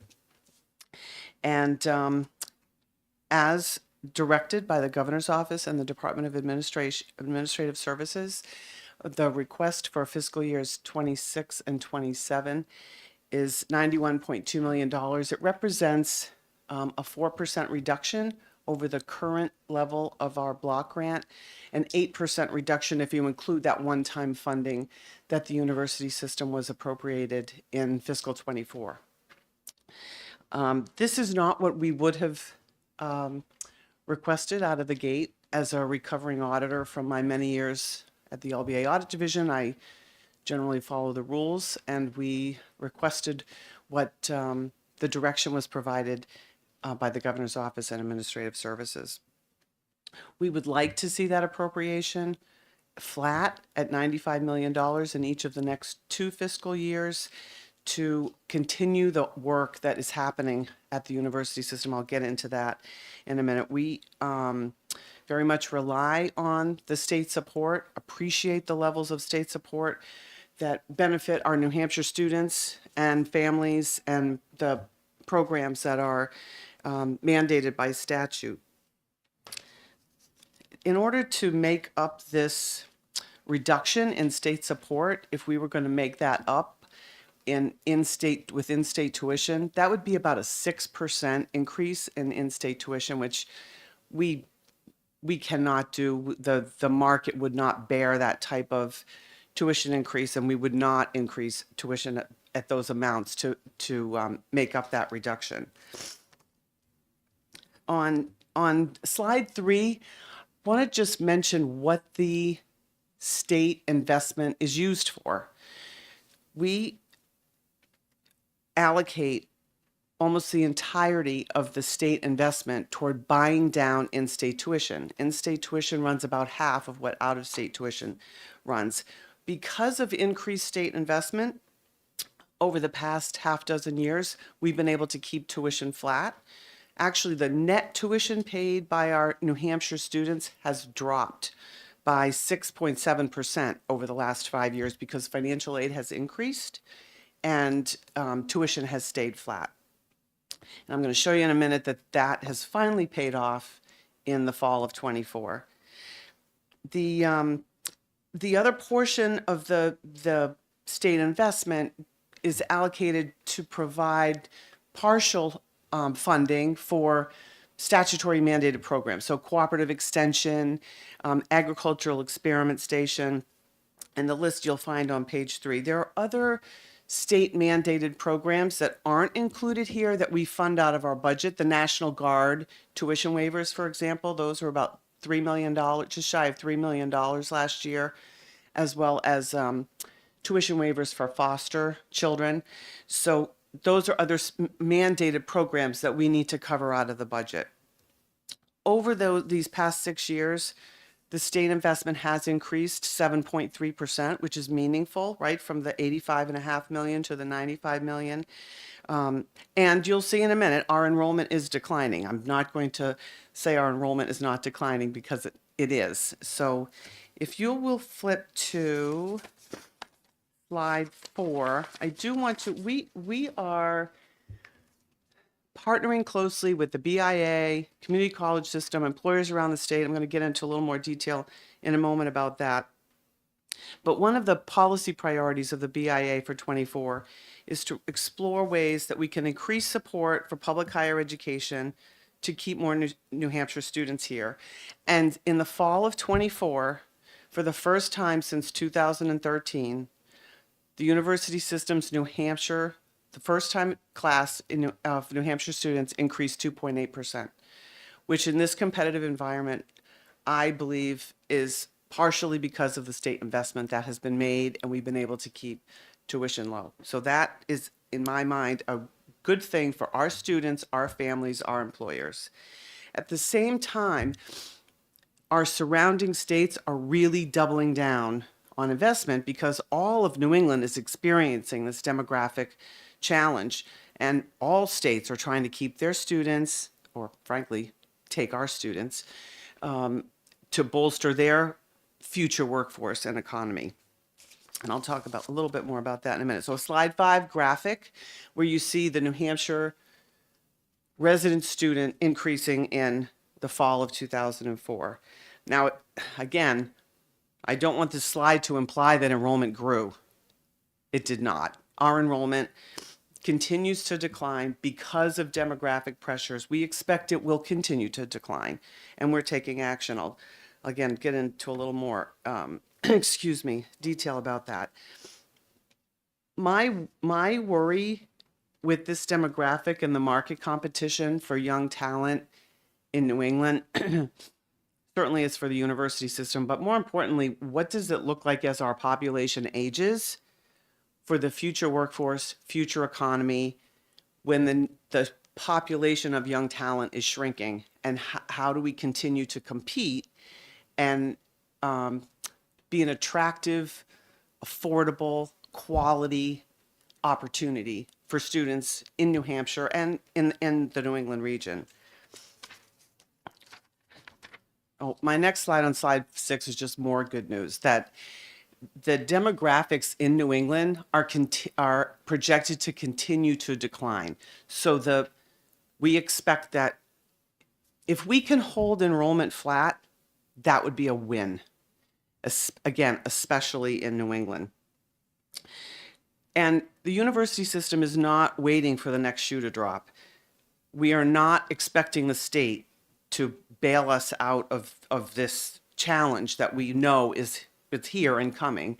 We are taking significant action, and will continue to take bold action, because we have to change just about everything about the way we're delivering services, the size of our footprint, all of that.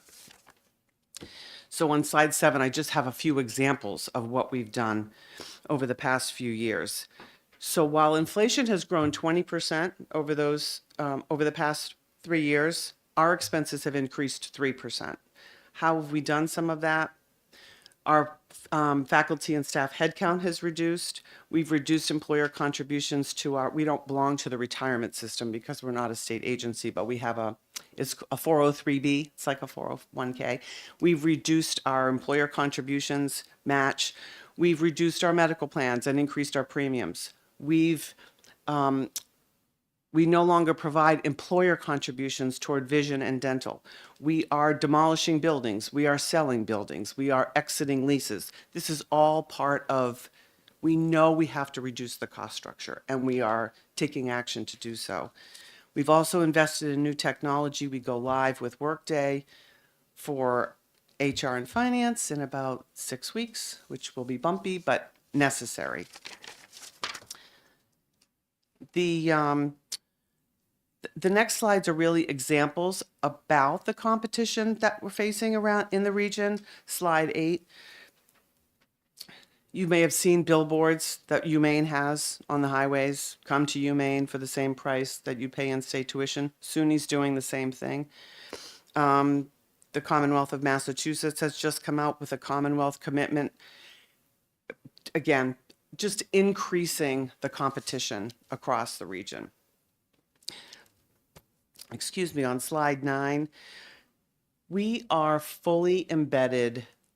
I will say we are not the isolated bureaucratic ivory tower that some may have in their minds from many, many years ago. We are fully embedded with thousands of employers across the state, with the citizenry and communities through cooperative extension, the partnerships with the community college. Chancellor Rubenstein and I are spending a lot of quality time together. We are embedded across the state. We are not an isolated enterprise beholden to ourselves. And there are just some examples on this slide, and I have lots more. I firmly believe that the university, all of public higher ed, is a critical part of the state's future. The university system was the inaugural higher ed member of New Hampshire Life Sciences, if you're familiar with that new association. We were just on a call last week with BEA on the advanced manufacturing strategy. Internship programs with our institutions is where it's at. If non-resident students are twice as likely to stay and work here if they're in an internship program. So partnering with employers, again, thousands of employers across the state to get our students into internships. And I mentioned the partnerships with the community college system. We've developed 100 pathways between the community college system, the university system. We now have a direct admission program. We are collaborating on multiple administrative fronts. Actually, the university system office is moving to the NHTI campus in 2025, really trying to leverage scale wherever possible to benefit students and the citizenry through public higher ed. And then on slide 10, I just want to close with some innovation that's happening at our institutions. You may have recently read that Plymouth State applied through our New England accreditors to deliver 3-year bachelor's degrees in 5 areas. You'll see those on the first bullet of the slide. Again, thinking about meeting our students where they are, delivering what students need. Keene State, this is interesting. Senator Gray and I we had a board meeting over at Keene State a couple weeks ago, and Senator Gray and I sat at a table with some executives from diamond turning, I'm going to get the terminology wrong, advanced manufacturing companies over in the Monadnock region. There are over half a dozen of them, and they're the global leader in providing this diamond turning, advanced manufacturing, precision manufacturing.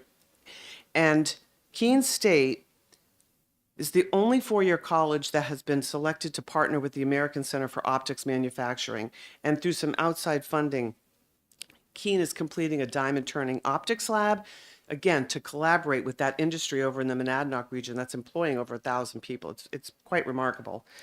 UNH Research, for an institution its size, it's a powerhouse. It's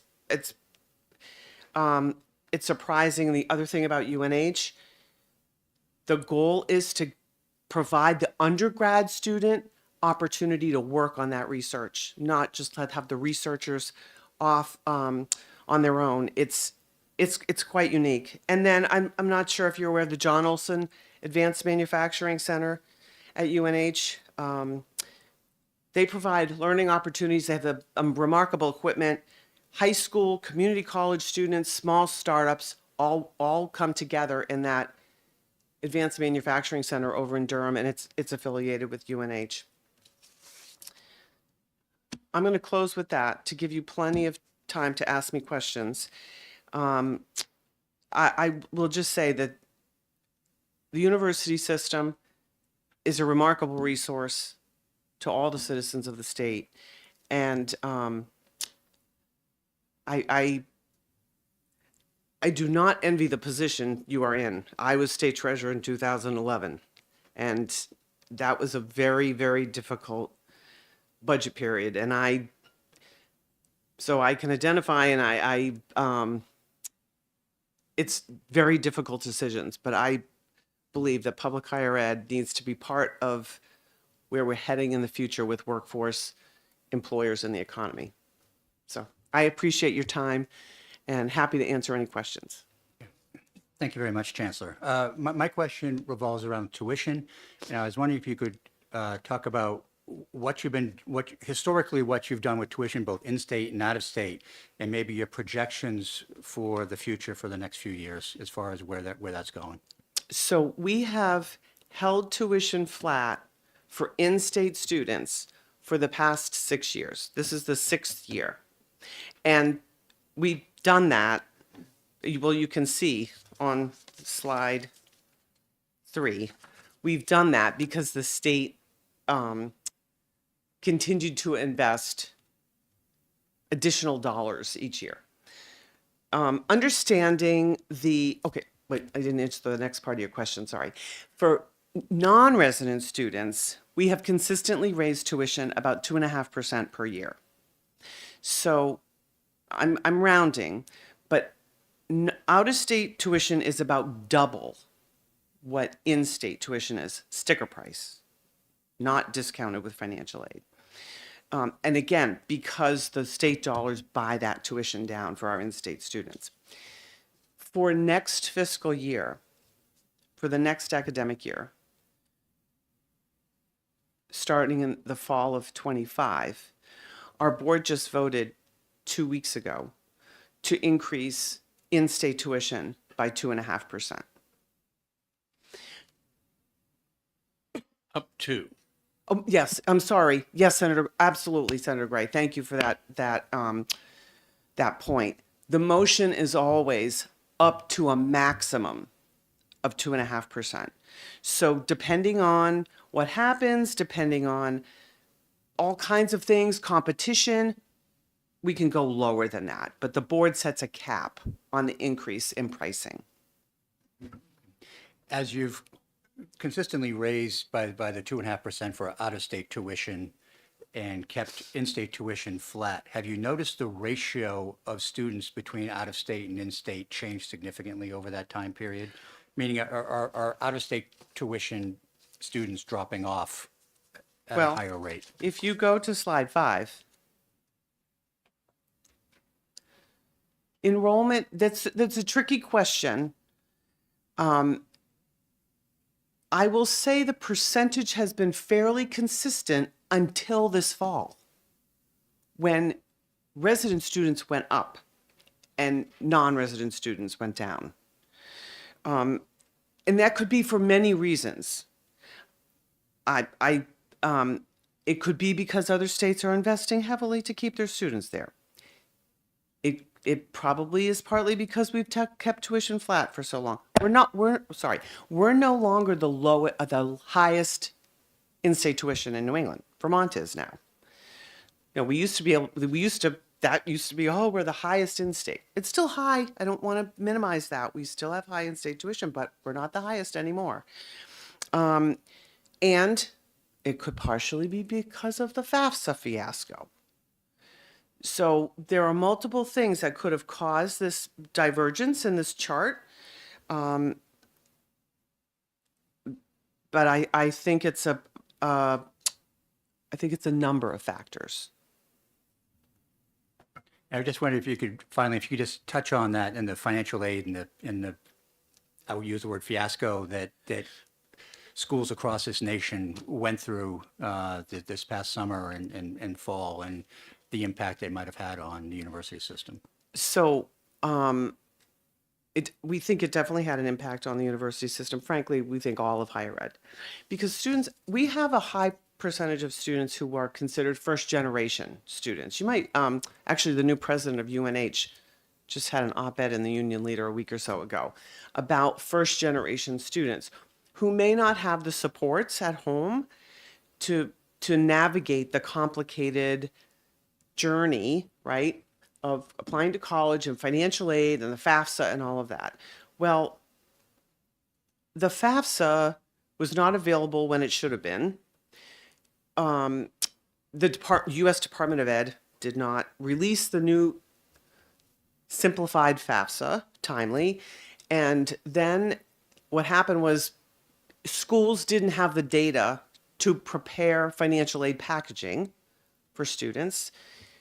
So students didn't have the information they needed to make a decision. And we know that many students and families gave up. Actually, Granite Advance, I don't know if you're familiar with that nonprofit organization. Christiana Thornton is the executive director.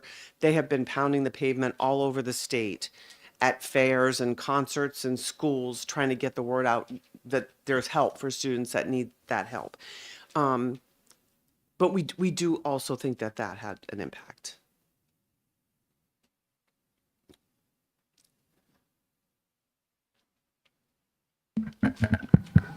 Hi, Hi, Commissioner. how are you? I'm great. How are you? Better than average. The average is pretty low today, so that's not really that great. I have a couple of questions I wanted to ask you about. You talked about reducing staff and faculty and various costs and whatnot. So a friend of mine who unfortunately died recently in his 80s, but he taught at UNH for about 40 years. And he said to me once the biggest difference between when he started, and I'm going to guess it was the 60s, and today is that when he started, the dean's office was a dean and a secretary. And that this is about 5 or 6 years ago. He said, and now it's like 104 people, and I don't know what the hell any of them do. And his words, not mine. And there's a sense in some places that occasionally, in some academic institutions, probably less so in New Hampshire, there's fewer people who are doing the teaching bit, and a lot more people who are doing less of the teaching piece. Do you have a sense of that ratio and whether it's getting better, worse, or indifferent? Thank you for the question, Commissioner. I don't have a sense of the ratio. I can get that information for you. I will make an educated guess that certainly, you said 40 years, that over a 40-year time frame, the ratio of administration to faculty has increased. I'll give you a couple reasons for that. The regulatory framework that higher ed now finds itself in requires compliance and administration that maybe it did not require 40 years ago. The student behavioral health and student needs and supports, I believe, are greater than they were decades ago. So there are some reasons why that ratio could have changed over the decades. I can follow up, get some information on that. if I'm more helpful. wondering, less because the 60s was the 60s, and I was only alive for half of them. And but do you think we're sort of crossing a line where sort of we peaked on administrative size and maybe are dipping a bit? Because I'm sure it's I worse do. than 63, but how about 23? I do, Commissioner, and frankly, we're not going to have a choice. It's not going to be a choice anymore. You see the trends. When revenue stays flat and costs increase, the math doesn't work.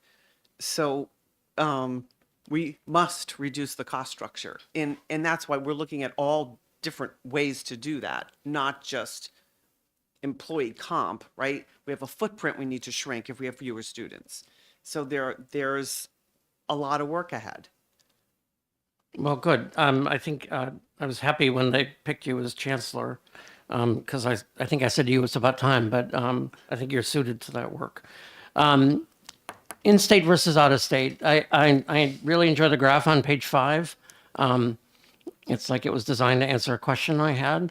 But it's different probably at Keene, Plymouth, and UNH. They're 3 different ratios.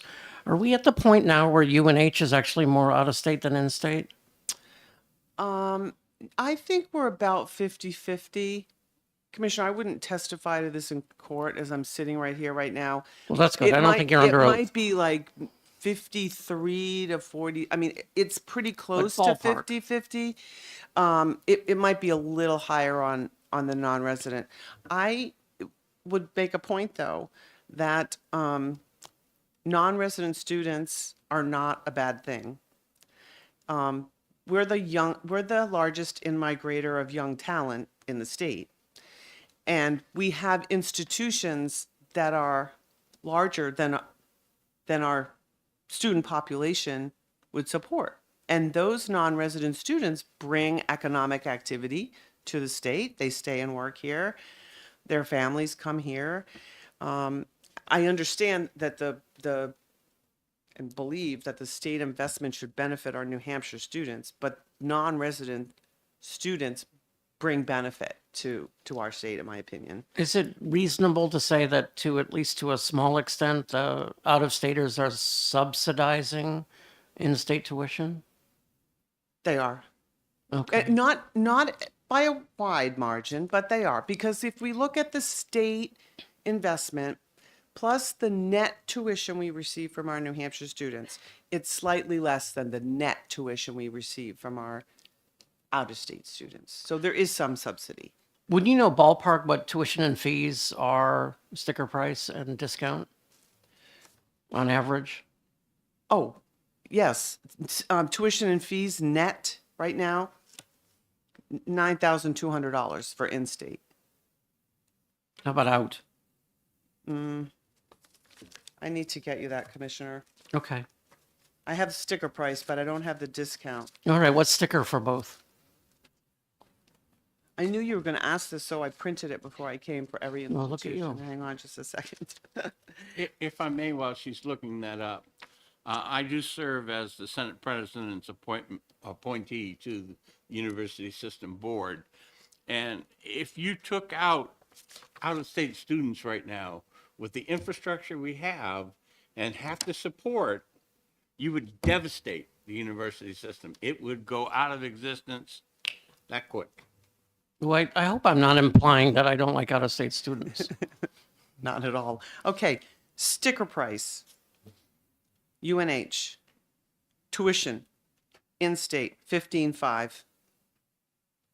Out-of-state, 30, I'm rounding, 36.2. And that's just tuition. Just tuition. Fees, 3,700. Oh, for both. Okay, cool. And we discount, when I say discount, financial aid on average, we discount at about between 40 and 45%. So on average, Right. an in-state student across the university system is paying $9,200 for tuition and fees after financial aid. Okay. Thank you. I'll shut up now. Thank you very much, Chancellor. Thank you. And good afternoon, Representative Weiler. Good to see you. Congratulations on your reelection. Thank you. Good to see you and congratulations.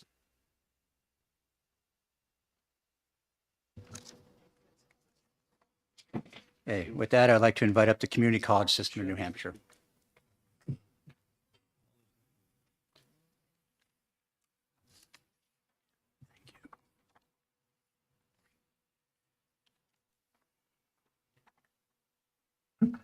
Good afternoon, Chancellor.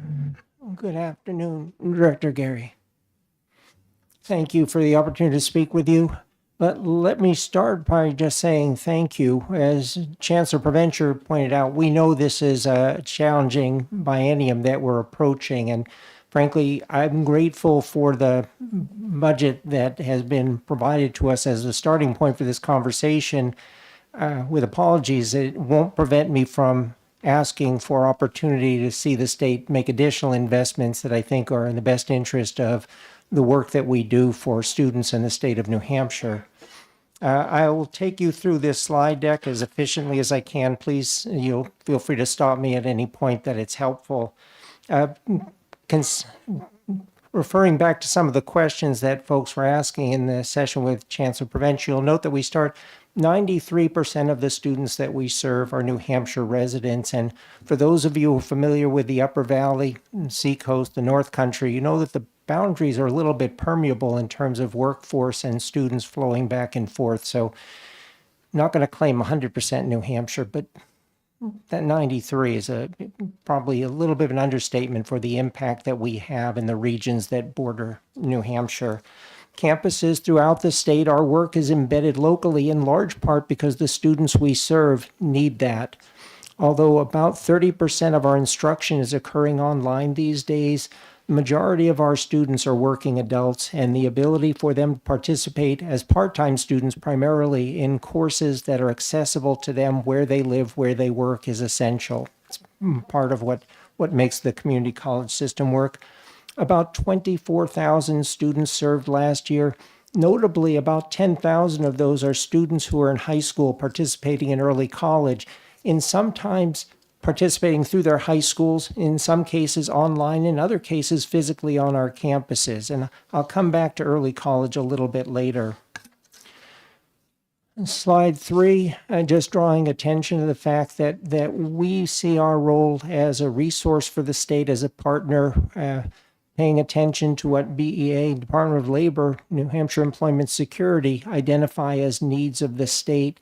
As Chancellor Provencher remarked at the beginning of her presentation, you'll see the community college system referenced in the recently released report regarding advanced manufacturing and the opportunity for that as a critical sector in the state's future.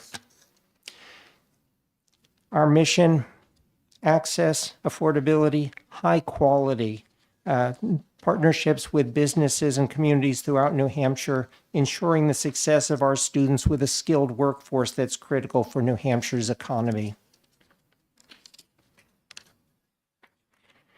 I'm going to move past a couple of the slides that are primarily just background material, just to remind you the students we serve. That issue of partnership with employers, I'll come back to momentarily, but would like to speak specifically to our budget priorities on slide 8. Controlling the cost of education. Affordability is a critical piece of access for the students we serve. In previous discussion with Chancellor Provencher, a lot of discussion about financial aid, the fiasco, debacle, whatever the word of the day is for what happened with the rollout of the new FAFSA. Disastrous for a lot of students and families. Our effort is to try and protect students' interests better by helping to manage costs at the front end of that. And I'll come back to that in our early college discussion, but I also want to acknowledge the fact that the state has been an absolutely critical partner. We've frozen tuition for 6 years, but we've kept it virtually flat, $5 increase since 2011, primarily through that partnership, the support that the state has provided, but also through essential financial management happening at each of our campuses and in the system office. I'll probably be redundant, something I reference later. Over the past 10 years, we have reduced our workforce by about 30%. Some of that is consistent with the downturn in enrollment, but part of it is becoming more efficient as an organization. Our personnel costs in fiscal 14 were about $94 million actually. This past year, about $76 million. Obviously, we're dealing with the same inflationary pressures. We also want to value the workforce that contributes to the success of our students and to the viability of our programs.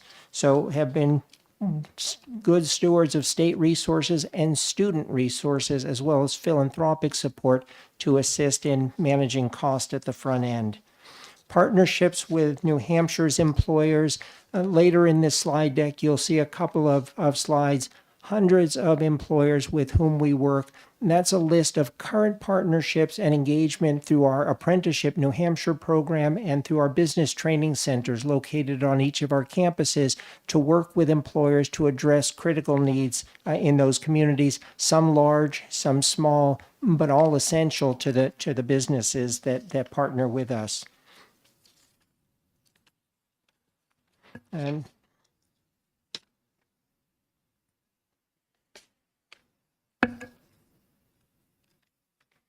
if I could take you to slide 12. The House Bill 1, the budget we were presented over the summer, $63,609,000, effectively flat, which we understand in this environment is actually something for which we're grateful. We know that many agencies are facing significant reductions in this biennium at the start, and we appreciate the willingness to support The question is posed, does the efficiency budget fund all current operations? The short answer is no, that it will require us to continue to manage expenses and figure out how to ensure that we can meet the commitments we have to our faculty and staff who support our students to address the increases in healthcare and other costs that are part of that. On slide 13, a small number of critical priorities, areas that we hope the state will find resources to continue to invest in. The number one priority that we're identifying is dual and concurrent enrollment. This is the 10,000 students we served in high schools last year. The state for the last three biennia has been making this investment, beginning first with $1 million in the most recent biennia, $2.5 million a year.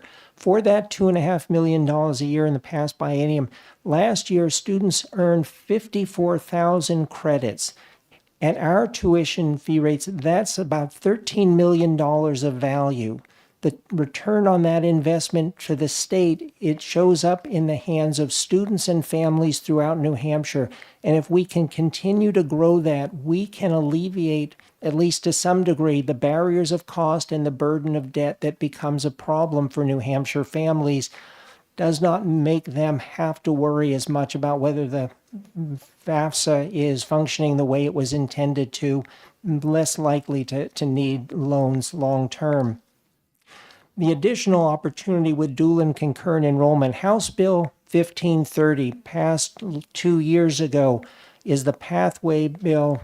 Chancellor Provencher remarked on the fact that we have now, between the two systems, developed about 100 pathways for students to go through the community college to the university system.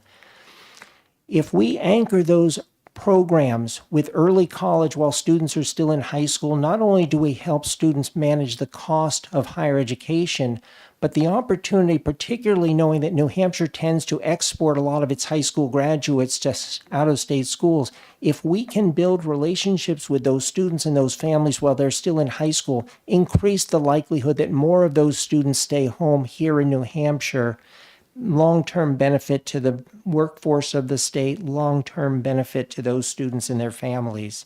So that is our first priority because we think it has the greatest impact on affordability.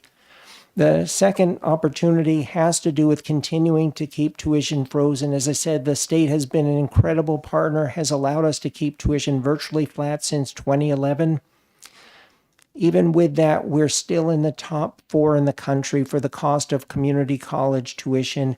We bump up against Maine on the East Coast, and Maine keeps tuition incredibly affordable, but all 3 of the states that we border have put significant dollars into financial aid programs for community colleges, often free community college, which creates some pressure. Again, it's not necessarily drawing our students away because most of our students are location bound. They're part-time students. They're not going out of state to go to college. But from an employer's perspective in figuring out states' investments and the climate for workforce development, it's an opportunity for us to maintain a competitive advantage, keep New Hampshire at the front of that. Workforce credentials. In the last biennium, the legislature made some investments allowing us to introduce short-term programs that were workforce critical. A lot of our campuses introduced LNA and licensed nursing assistant, medical assistant programs, CDL training, carpentry, programs that would be in critical need for employers in the area. And for many of those programs, what we try to do is use that as seed money to make those programs self-sustaining. We think there's an opportunity to continue to develop and iterate new programs that are in need for the state. And finally on that, you'll see math learning communities. My understanding, this predates my time with the community college system, is that there was grant funding for math learning communities intended to strengthen the work of math teachers in high schools, allowing them to strengthen the success of students in high schools. That has been brought back. Representative Ladd was the champion of funding for that initiative. We took some time to find a lead for that program. They launched at the end of this past summer with 48 high school teachers. We'll continue to grow that program. The person who's leading that effort is currently part-time. The request for that funding is to grow that to a full-time role to expand the work that's being done for the math learning communities in New Hampshire. On slide 14, just a couple of highlights. Again, enrollment has stabilized about 2.5% to 3% increase last year. Summer and fall this year, again, about 3%, a little too early to say for spring. This begins to see a turn in what had been a long-term trend in declining enrollment for community colleges. The rebound that we're seeing, we think, has legs to it. The affordability, the value proposition of community colleges, the ability to reach adult learners in their communities, but also the ability to reach high school students and increase their engagement. We see opportunity there. We have done, as I said earlier, a good deal of work to try and bring that enrollment back. But our priority in all of this is to ensure the quality of these programs. Last year, between our RN programs and our LPN programs, about 300 nurses prepared for New Hampshire. New Hampshire, for the sixth year in a row, the highest first-time NCLEX pass rate for nurses in the country.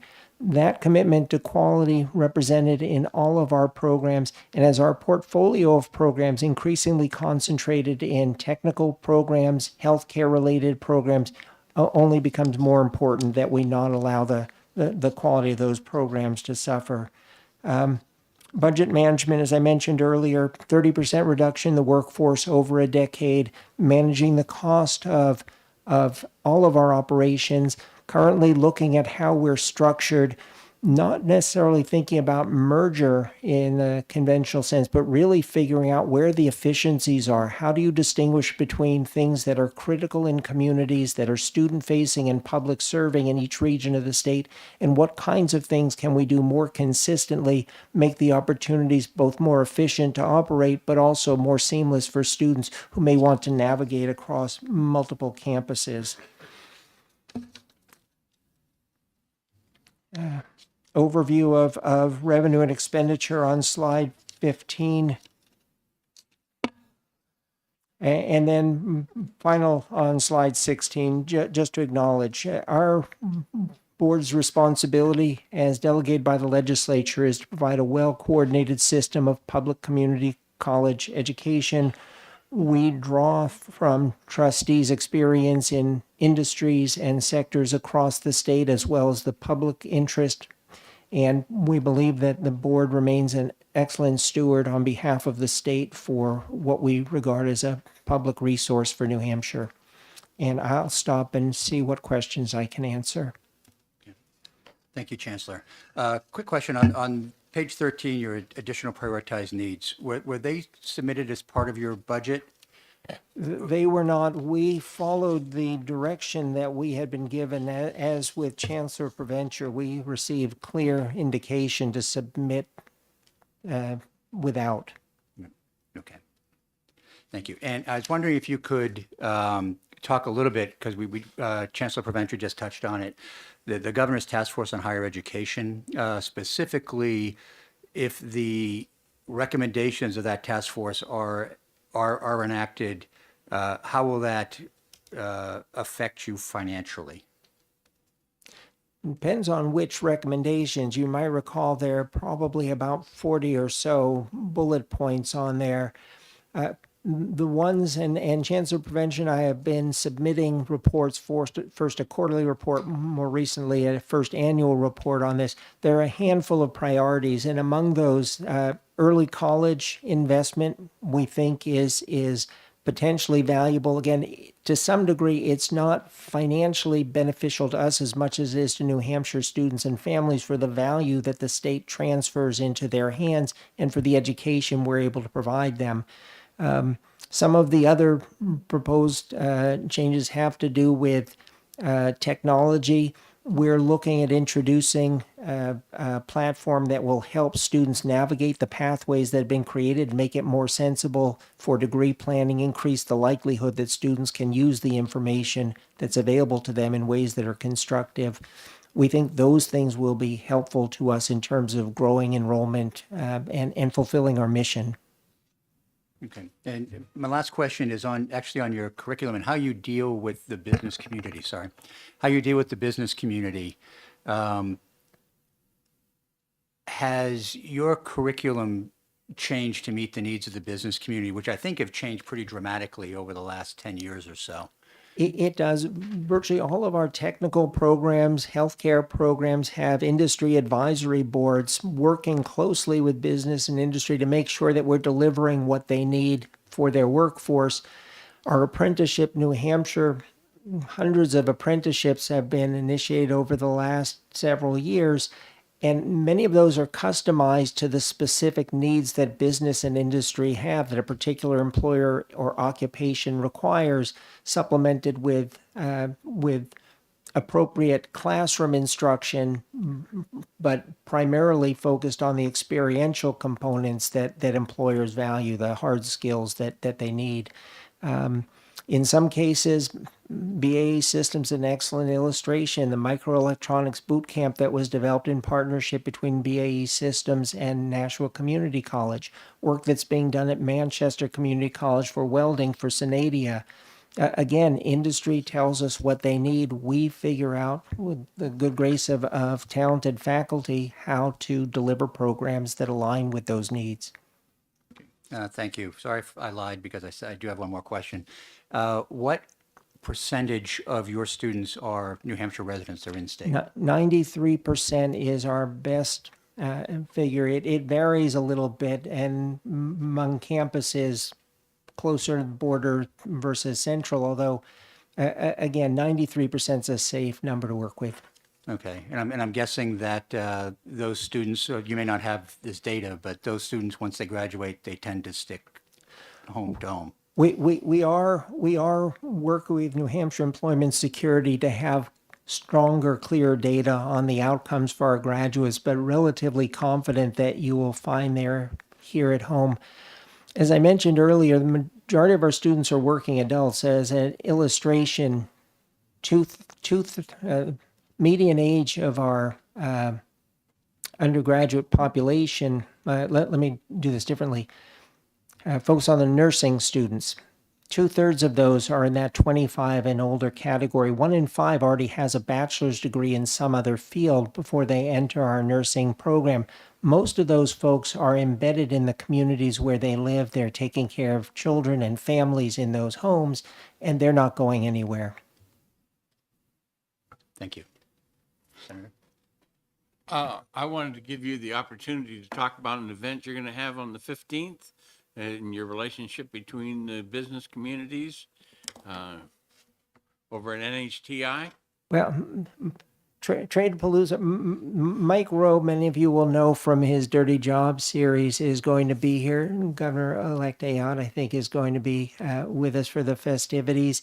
We expect probably 3,000 to 3,500 people joining us that day. It's an opportunity to remind young people and slightly less young people what the opportunities are and what the needs are for occupations that often get overlooked and are critical for all of us. So it's a big event and probably as lively an opportunity to be on the NHTI campus. And although I'm told tickets are sold out, and not wanting to curry favor with legislators or staff who support legislators, I'm sure we could find a way in the back door if you need to.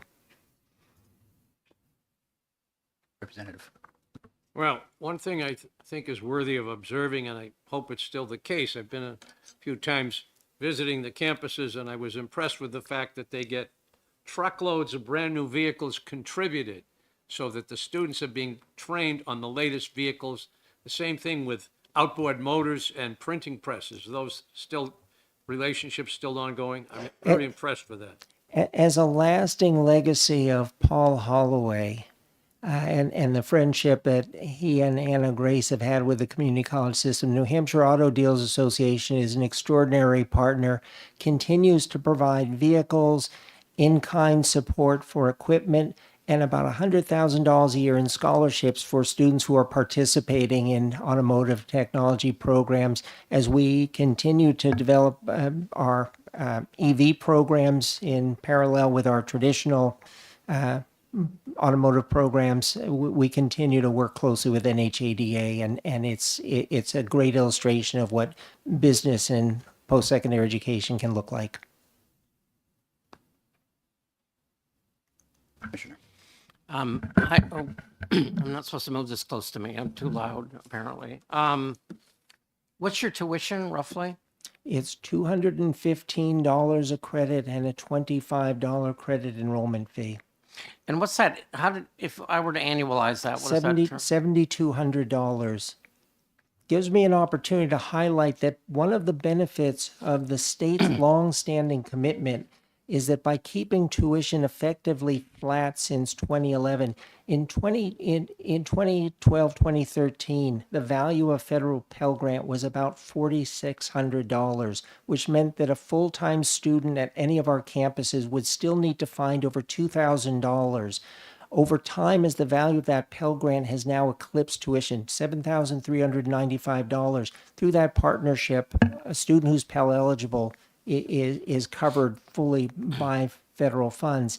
Now, the majority of our students are part-time, so the example is not a perfect one. And for many of our students who are not Pell eligible, it's still out of pocket that they're paying. So it's the reason we maintain our interest in affordability. Can you be Pell eligible and go part-time?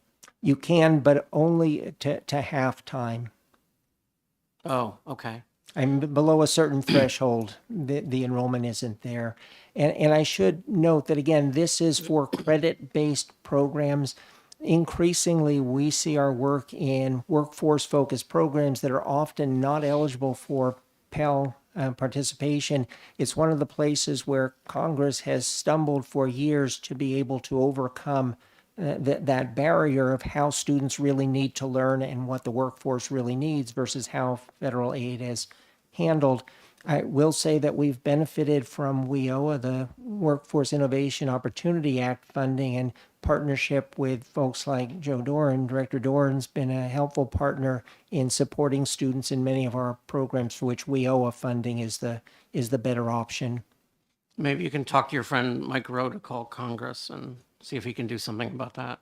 You and I talked in the past about you have dorms at NHTI, and you have less and less need for dorm students at NHTI. Have you done any more looking? I was driving by the other day, and I'm looking, there's that road that sort of dead ends in the circle. Yep. And I was thinking it'd be a great spot for housing. So even today, we have 3,000 students enrolled at NHTI. We have about 300 beds in the 3 residential buildings. One of those buildings is actually leased to New Hampshire Hockey Academy. It's a partnership that they have with a local high school for students who aspire to continue their secondary school education while polishing their hockey skills, perhaps for future college scholarship opportunities or beyond. So we've made good use of one of those 3 buildings that had capacity, and we'll continue to try and figure out what's the best use of that space. Okay, thank you. You're welcome. Thanks, Chancellor. I was actually happy to introduce that bill a while ago, but they still haven't passed it, but they should. I have a quick question about the dual and concurrent enrollment. As you've looked at the stabilizing of your student body and then the slight uptick, how important has that? If you have, if I'm in high school and I receive, for example, credit hours, are you seeing those students transition to the community college and continue on? I'm just curious if you have data on that. So yes and no. So we looked at 2016 to 2022 students who participated in our early college programs to have some sense of what the flow through looked like. And of about 35,000 students served over that period of time, almost 28,000 went to post-secondary education. Now, of that group, about 6,000 came to the community college system. Mm-hmm. About 6,600 ended up at the university system. The majority of these students ended up at 4-year institutions, and the majority of those students at 4-year institutions actually went out of state.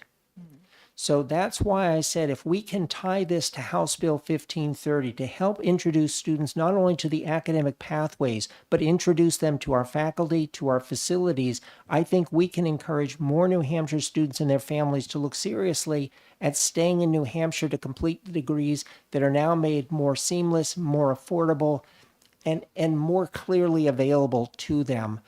What we expect to see over time is that if we can reach more students for whom college is an aspiration but not a certainty, that we can have more students who will come to the community college system. But our experience is the majority of students participating in early college, these are honors level courses. It's either AP or it's honors, or they're taking these early college courses.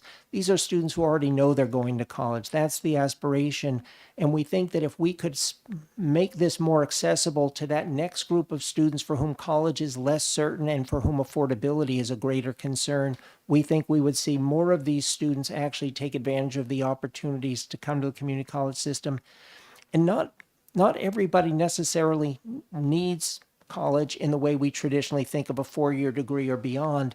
But the building blocks of most of our programs, whether it ties into the related instruction to support an apprenticeship, whether it's somebody who's heading into one of the trades, but gets that foundational set of credits and skills that are in the bank for them, both literally and figuratively. For somebody who's thinking about going into the military, but doesn't want to feel like they're losing ground with peers who are going directly to college, we can give students in all of those avenues a foundation of post-secondary learning that's money in the bank. It's a foundation of academic success that they can build on regardless of which direction they choose to take it. Thank you. Thank you. Thank you very much, Chancellor. Thank you very much. I'd like to invite up now the New Hampshire Lottery Commission.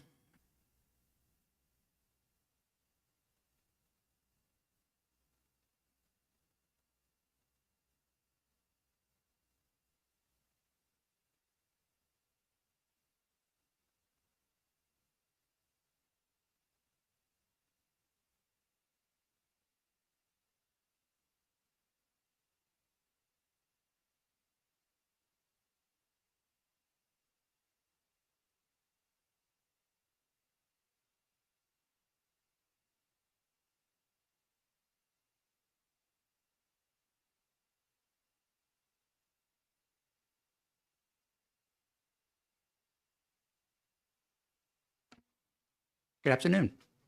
Good afternoon, members of the committee. I'm Charlie McIntyre. I have the privilege of being the director of the New Hampshire Lottery, and with me is our CFO, Jim Duras. I only have one slide, and it's the last 10 years of revenues, transfers, and expenses. And you'll note from FY15 to FY24 that the expenses of the lottery have gone up 66%. And at the same time, the profitability of the lottery has gone up threefold. Whenever in private sector, you get to do 66% expense growth and 3 times revenue growth, that's called better than good. Regrettably, it has not been reflected on our salaries. We hope that to change in the near future. But obviously, we're a self-funded agency. We've had 10-year growth. Our growth is not only remarkable in the sense of its size, but by comparison to other lotteries. We're the fastest growing lottery in North America. And not only that growth has obviously helped the state with funding, but also the retail network. Our retail network has more than doubled its commission rates in a similar time. Not only does it help them in terms of money to the stores, but also every dollar of lottery sales at a store is accompanied by $3 of sales of something else.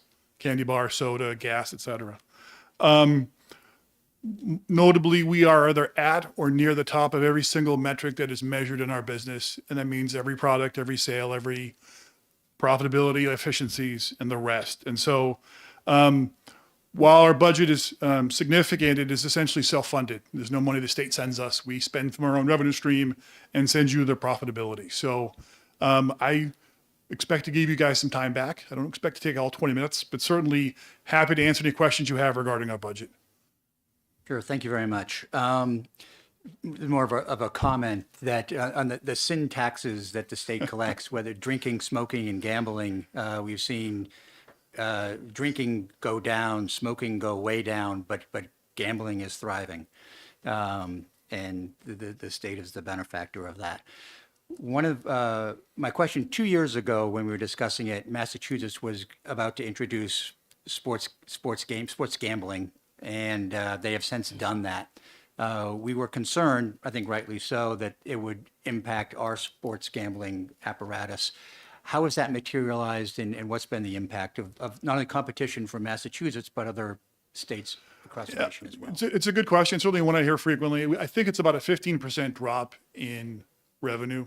I can't assess the other side. I can only tell you that the most popular places in the state for a while to bet on sports were the Portsmouth Traffic Circle and the Mall of New Hampshire. So folks were coming up, betting on sports, going to the liquor store, and then going to shop tax-free. I don't know what impact it's had on that, the retail side, but for us, it's about a 15% drop. The last full year we had mass players kept driving up here. It was about $38 million of profitability.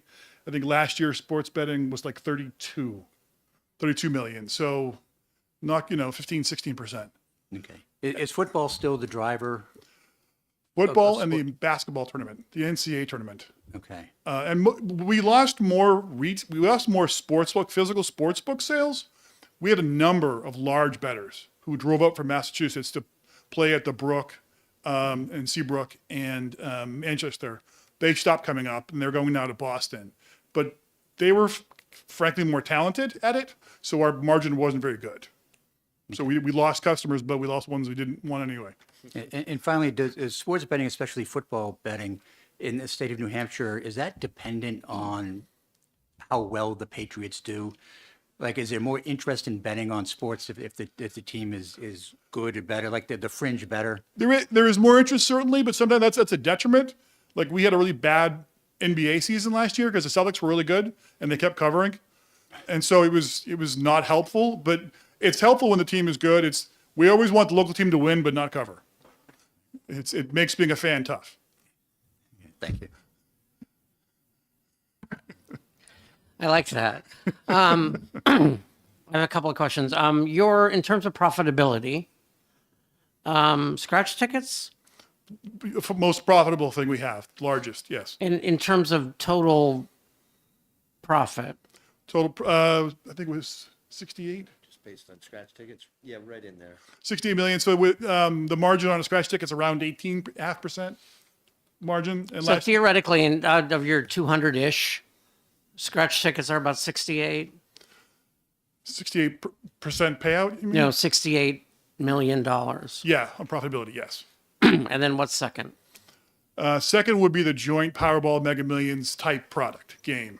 Last year we did, I think it was 91 million in the sales. That's a 40% margin. So that's about 36, 37 million profitability for that. Then would be sports betting at 32. Our iLottery platform is right there about 30. And then everything falls off of those. Those are what we call tent poles. Oh, 10 poles. Okay. Yeah.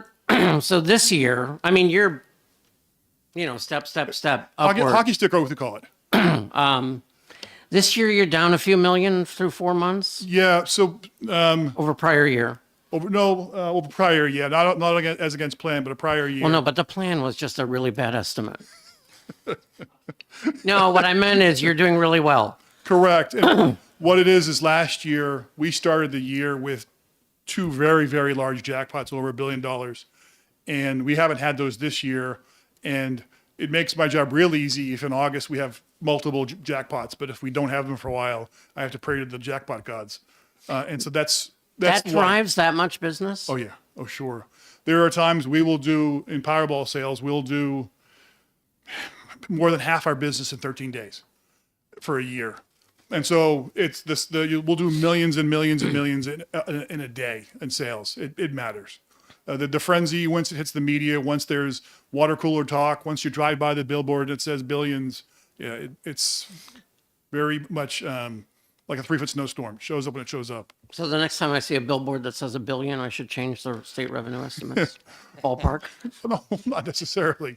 And also one of the interesting parts is that the jackpots are a factor of the bond factor. And so our cash on hand is multiplied by a bond factor, which is affected by interest rates. So as interest rates rose, our jackpots got higher, even though the cash value was still the same, if that makes sense. Yeah. Okay. Representative. Congratulations. Keep up the good work. Thank you, Representative. Seeing no more questions, thank you very All much right, for your testimony. thank you.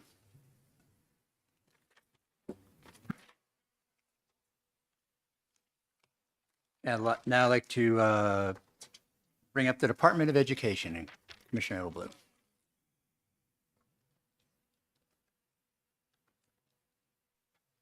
Good afternoon, Commissioner. Good afternoon for the record, and I just want to thank you for putting Charlie ahead of me. And I can confirm based on his testimony that our budget will be okay, given how he's done. And I will also mention, Charlie, that I'm one of those, when I see the B number in front of the Powerball, I buy a ticket.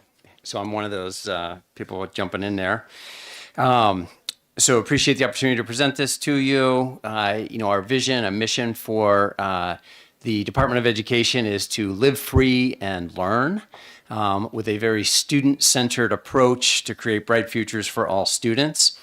Our objective here is interesting as well that I got to follow USNH as well as the community college system because we are basically connecting up those systems. We are preparing students that can hopefully, some of which anyways, will have a successful post-secondary career at either UNH, Plymouth State, Keene State College, or one of our community college systems across our schools across the state.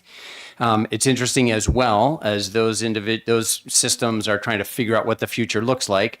I can confirm for you today that the class of 2036, which will be eligible to go to post-secondary, started school in September. So we pretty much know, plus or minus, a very small percentage of how many of those students we have in the system that will be matriculating into one of our university system, schools. The budget submission that you have before you meets the governor's parameters that he gave us, which was about a 3.3% reduction versus the 25 adjusted authorization that we were given. Those of you who have seen our budget presentations before are familiar probably with our page 1. I realize that the numbers are small. I could make them smaller and add more years, but I try not to do that to your eyes. But we have laid out for you kind of in one piece of paper, you got a snapshot of where the money comes in and where the money goes out. You will see at the top we have revenue. Our funding comes from general funds, federal funds, education trust fund, interagency transfers, and then some other funds that we receive through fees or other revenue streams. We have also put on there the local education spending that takes place. In the state of New Hampshire, we have the state contribution. And then we have a local contribution through our local property taxes. And so you can see the amount of local property taxes contributed to the K-12 system over the previous years. We've also included district enrollment for the ADMA, as well as average cost per pupil. We then summarize on this slide our general funds, which is basically general fund state aid, which is programs that the legislature has given to the department for specific targeted programs, such as historically they were things like dropout prevention or statewide special education, career tech student orgs, building aid, lease aid. I will point out that there were, you'll notice some of these line items have moved in previous legislatures. There were funds that were previously either in general fund state aid or in general funds pass-through that have been moved down into the education trust fund.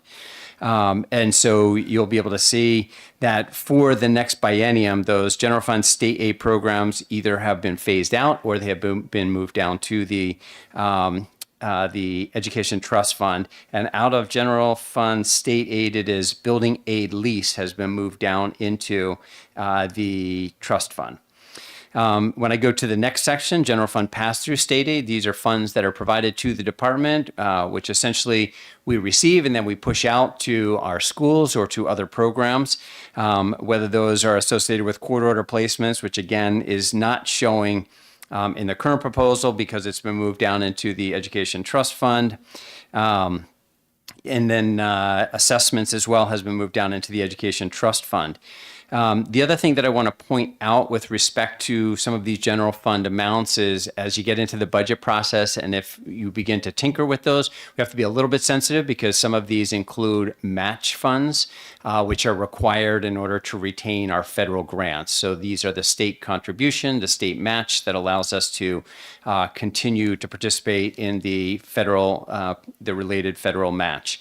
You then have the general fund salary and benefits, so you can see the history of salaries, benefits, and insurance, and our allocations from our other organizations or other agencies in the state. And then you can see kind of a layout of where the funds in the Education Trust Fund are going.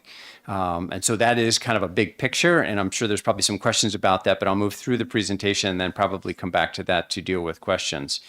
I added a slide to this biennium's presentation about enrollment on slide number 2, so that you had some perspective as to how enrollments are trending in the state.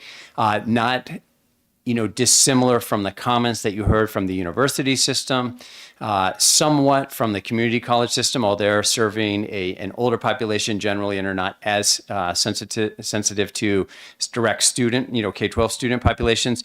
The number of students in the state of New Hampshire, the demographic shift continues, and we expect, out into the, and I don't want to go, too far out, but out into the foreseeable future, we believe that the number of students in the state of New Hampshire will continue to decline.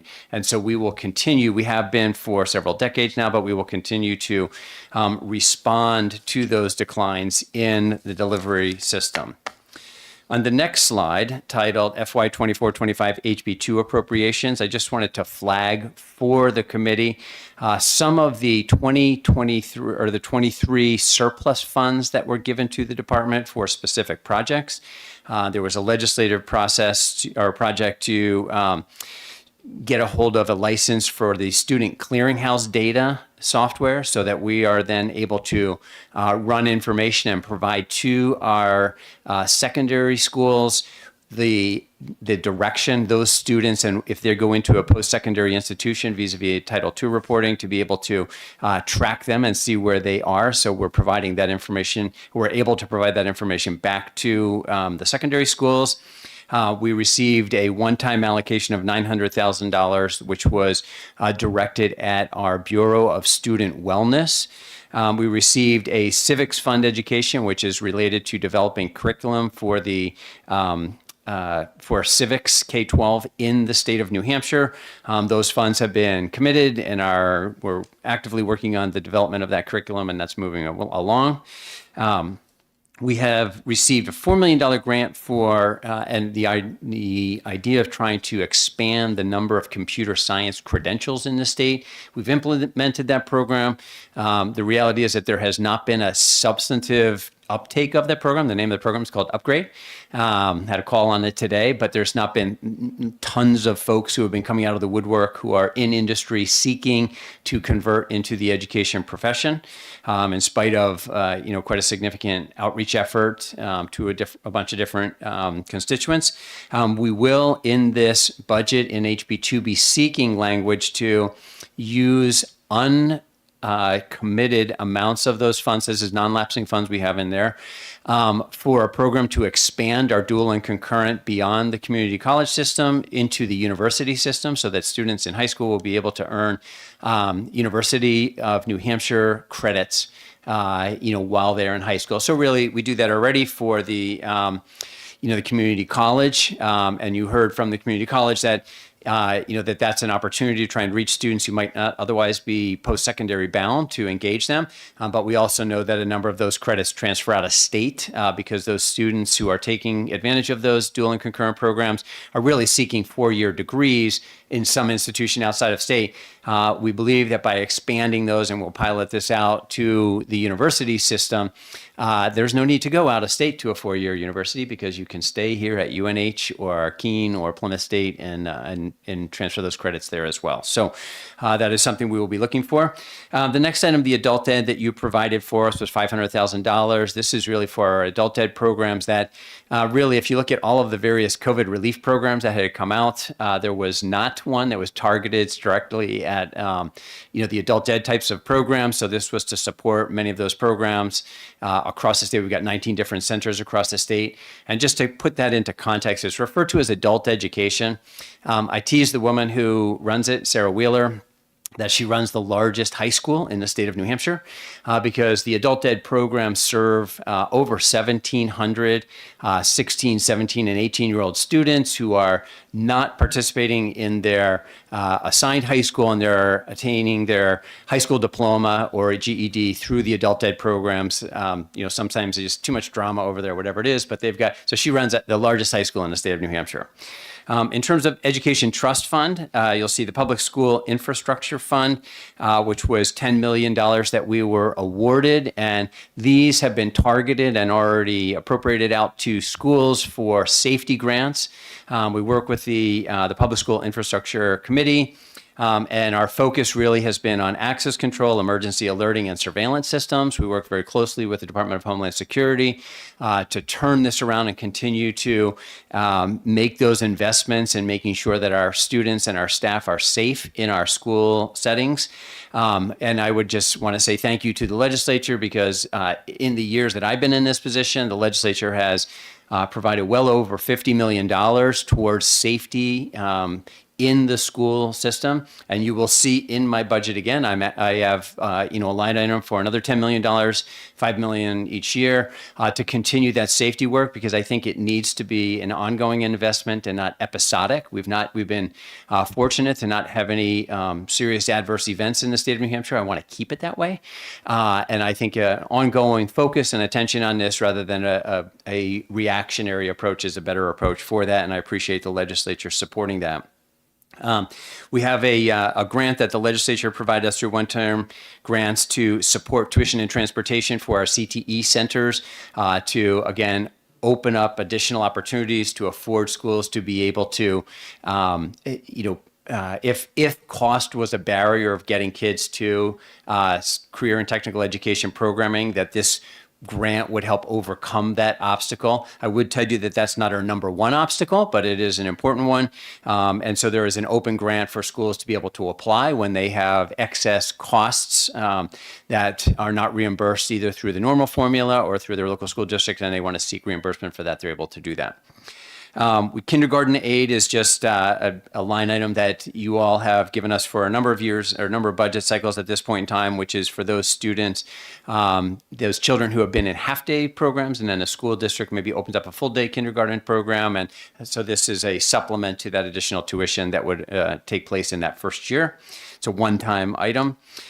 We also received funding last year for a new program, Episodes of Treatment. A couple of biennium ago, you all passed the program, the Fast Forward program, which allows HHS to intervene when there's an acute mental illness issue for a particular student. When that happens, there is costs associated oftentimes with a kind of a deployment or a placement of a child in some type of an alternative setting while they're through that recovery process. And so these are funds that we coordinate with HHS to be able to provide for the education of those students who are, temporarily displaced from their maybe resident district or whatever other placement they're in, if they have to go to a special placement until they get stabilized and can join back in to our school settings. And then the last two items, which I think are important for the legislature to be considering, is two CTE projects. Sugar River for 12.5, Winnisquam for 7.6 million. Historically, these projects have been funded through the capital budget. In this last biennium budget, they were not. They were included as one-time projects of surplus funds. But I can tell you that at present, I have three, proposed CTE renovations coming that will probably come before you.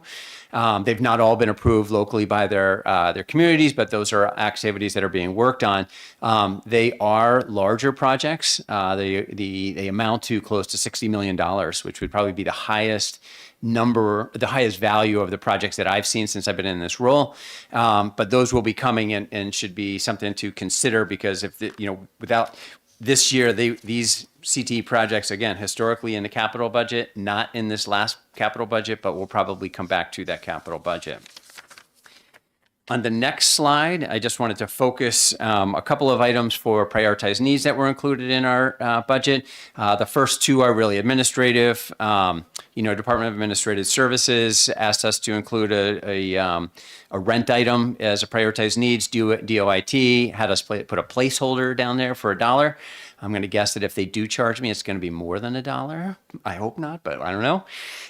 And then the other two that I'm going to flag for you is, we've been flush with COVID cash for a number of years as a result of the pandemic, and we've been able to carry forward a number of different educational programs in the state to be able to support the schools and try and encourage and help make up lost learning that took place. These included things like a letters program, which is training over 5,000 educators and early childhood workers in the science of reading to make sure that our students are making progress there. There was a program called Rekindling Curiosity. Every kid was able to go to camp, kind of thing. It started out as a program for disabled or for low-income students to be able to get to camp. We partnered in that program with the Community Behavioral Health Association, and we're able to provide a number of mental health support services to students and families in our camps throughout the state, and was a very successful program. We had tutor.com so that every student in the state of New Hampshire had access to 24/7 tutoring services. We've got Conmigo, which is an artificial intelligence online platform that accelerates and assists teachers and students in their learning classroom. But two that I've included here in our prioritized needs. One is a learning platform. So this is for Discovery Education. So Discovery Education was high quality instructional materials that we rolled out to schools in the pandemic. What we saw initially in the pandemic was some schools were able to provide high quality materials. Other schools were still sending home manila envelopes that really were less high quality. And we wanted to make sure that all of our students had access to high quality instructional materials. We rolled this program out. And what we saw relatively quickly is that 100% of New Hampshire public schools are using the Discovery platform at this point in time. And I would tell you that, I say this somewhat facetiously, so don't anybody be offended by the joke. I could offer gold bars to my schools and some would say like, nah, we're good here. We don't have any place to store them, right? So the fact that 100% of the schools are using a platform, I mean, it communicates to me that this is a platform that is valued by the districts, clearly because we're providing them, curricular materials. There's a degree of offset. I don't know what that degree is because it happens very locally, but we are supporting them with this platform, and so I'm seeking continuing funding for that. And then the next item is really state assessment funding. So today we do assessments for students federally required in grades 3 through 8, and then again once in high school. And we provide that once in high school is the SAT that the students participate in 11th grade. The difficulty with that is that you don't really have very good trajectory information. You don't know how those students are progressing. We think that a PSAT or a similar instrument, because I don't want to be bound to a particular vendor or instrument, but kind of a 9th grade assessment would give students or give educators and administrators trajectory information on how those students are doing, right? Because if you give the kid the test in 11th grade and you get that result at the end of the 11th grade and they're behind, it's really hard to scramble and make that up in 1 year. It's just not going to happen, right? So we need better information, I think would be useful. It was interesting. I spoke with the superintendent from one of our largest school districts in the state today, and we were having a conversation about this. They themselves are already running this. So a number of the schools have recognized the value associated with doing this. And again, this is one of those programs I want to make sure it's not one of those haves and have-nots. The school districts have the ability to do something like this and get good information about the progress of their students' academic achievement, are doing it, and others are not. So that is why as it has been listed as a prioritized need. The next and last slide that I will present to you is really, we currently have 306 full-time positions. We are requesting 10 new position requests, and this is, these are all federally funded. This is in our Disability Determination Services Bureau. And you may, for those of you who've seen a few of these budgets, we've actually increased this. I've expanded. I get nervous every time I see these headcount numbers go up, right? But essentially what's happening is we're doing a good job for the federal government. We basically are a service center to the Social Security Administration. We provide the adjudication for disability determinations. They like the work that we are doing, and so this would be, we just recently got another request to increase our capacity to provide more support services. When they do that, they increase our funding, they pay for these additional stuff. So over the years, they've come to us 3 times now and said, can you do more work for us? And so those new 10 positions are positions that are requested for that work, and that is in the budget. And so with that, I will pause and take questions that you may have. Thank you, Commissioner. First, I just want to go over a couple of figures, which I think tell a interesting story here. Yeah. That you present. From 2020 to 2024, local spending has gone from 3.2 billion up to 3.86 billion. State spending from the Education Trust Fund has gone from 1 billion to 1.25 billion, which is about a 15% increase. That state, or the local increase was about 12%. But meanwhile, enrollment has fallen from 163,000 to 151,000, or a 6.7% decrease. And that's meant that the average cost per pupil has grown from 16,000 roughly to over 21,000 per person. My question is, why is education expenditures going up so much? And I'm going to sort of borrow a question that Commissioner Arlinghouse asked earlier, and that is the relationship between administrative and teachers. Is this money being spent on teachers or administrators, and what have you seen in the ratio between those two over the last 5-10 years? Yes, so there have been several studies that have taken place, independent studies that have looked at that, and what you have seen is an increase in the percentage of administrators in the school buildings. Those administrators include your more traditional administrative roles, such as, like we've got superintendents, maybe assistant superintendents or principals and assistant principals. Again, that same, the superintendent from one of our larger systems that I was talking to today, is looking for opportunities to move this down, and was indicating that there's a lot of resistance. They were hoping to have, have 2 systems that they've seen a number of. These are 2 buildings that are already connected. It's a middle school and an elementary school. And in the middle school and elementary school, they've seen the number of students come down considerably. But the middle school and the elementary school, in buildings that are connected, each has a principal, each has assistant principals, and they're thinking, like, can't we just have one principal and then an assistant principal over each? And the superintendent I was speaking with expressed a great deal of frustration that there was a lot of resistance among the staff to be able to do something like that. So I don't have specific information to share with you, but I do know that there have been some third-party studies that have indicated a shift in terms of the number of administrators to the number of staff, in some of our buildings.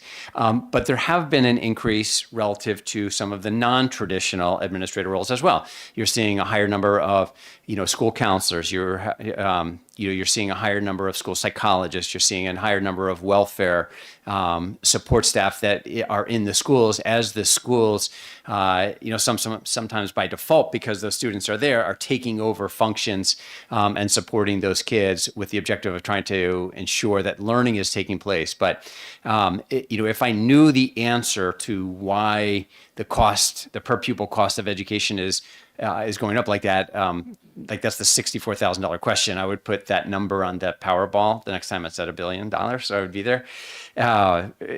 So we see that happening. But another aspect of it that you have to consider is that what we have is a system that has a high degree of fixed costs in its system. And a reducing number of students is obviously then going to result, mathematically in a higher number of cost per pupil, right?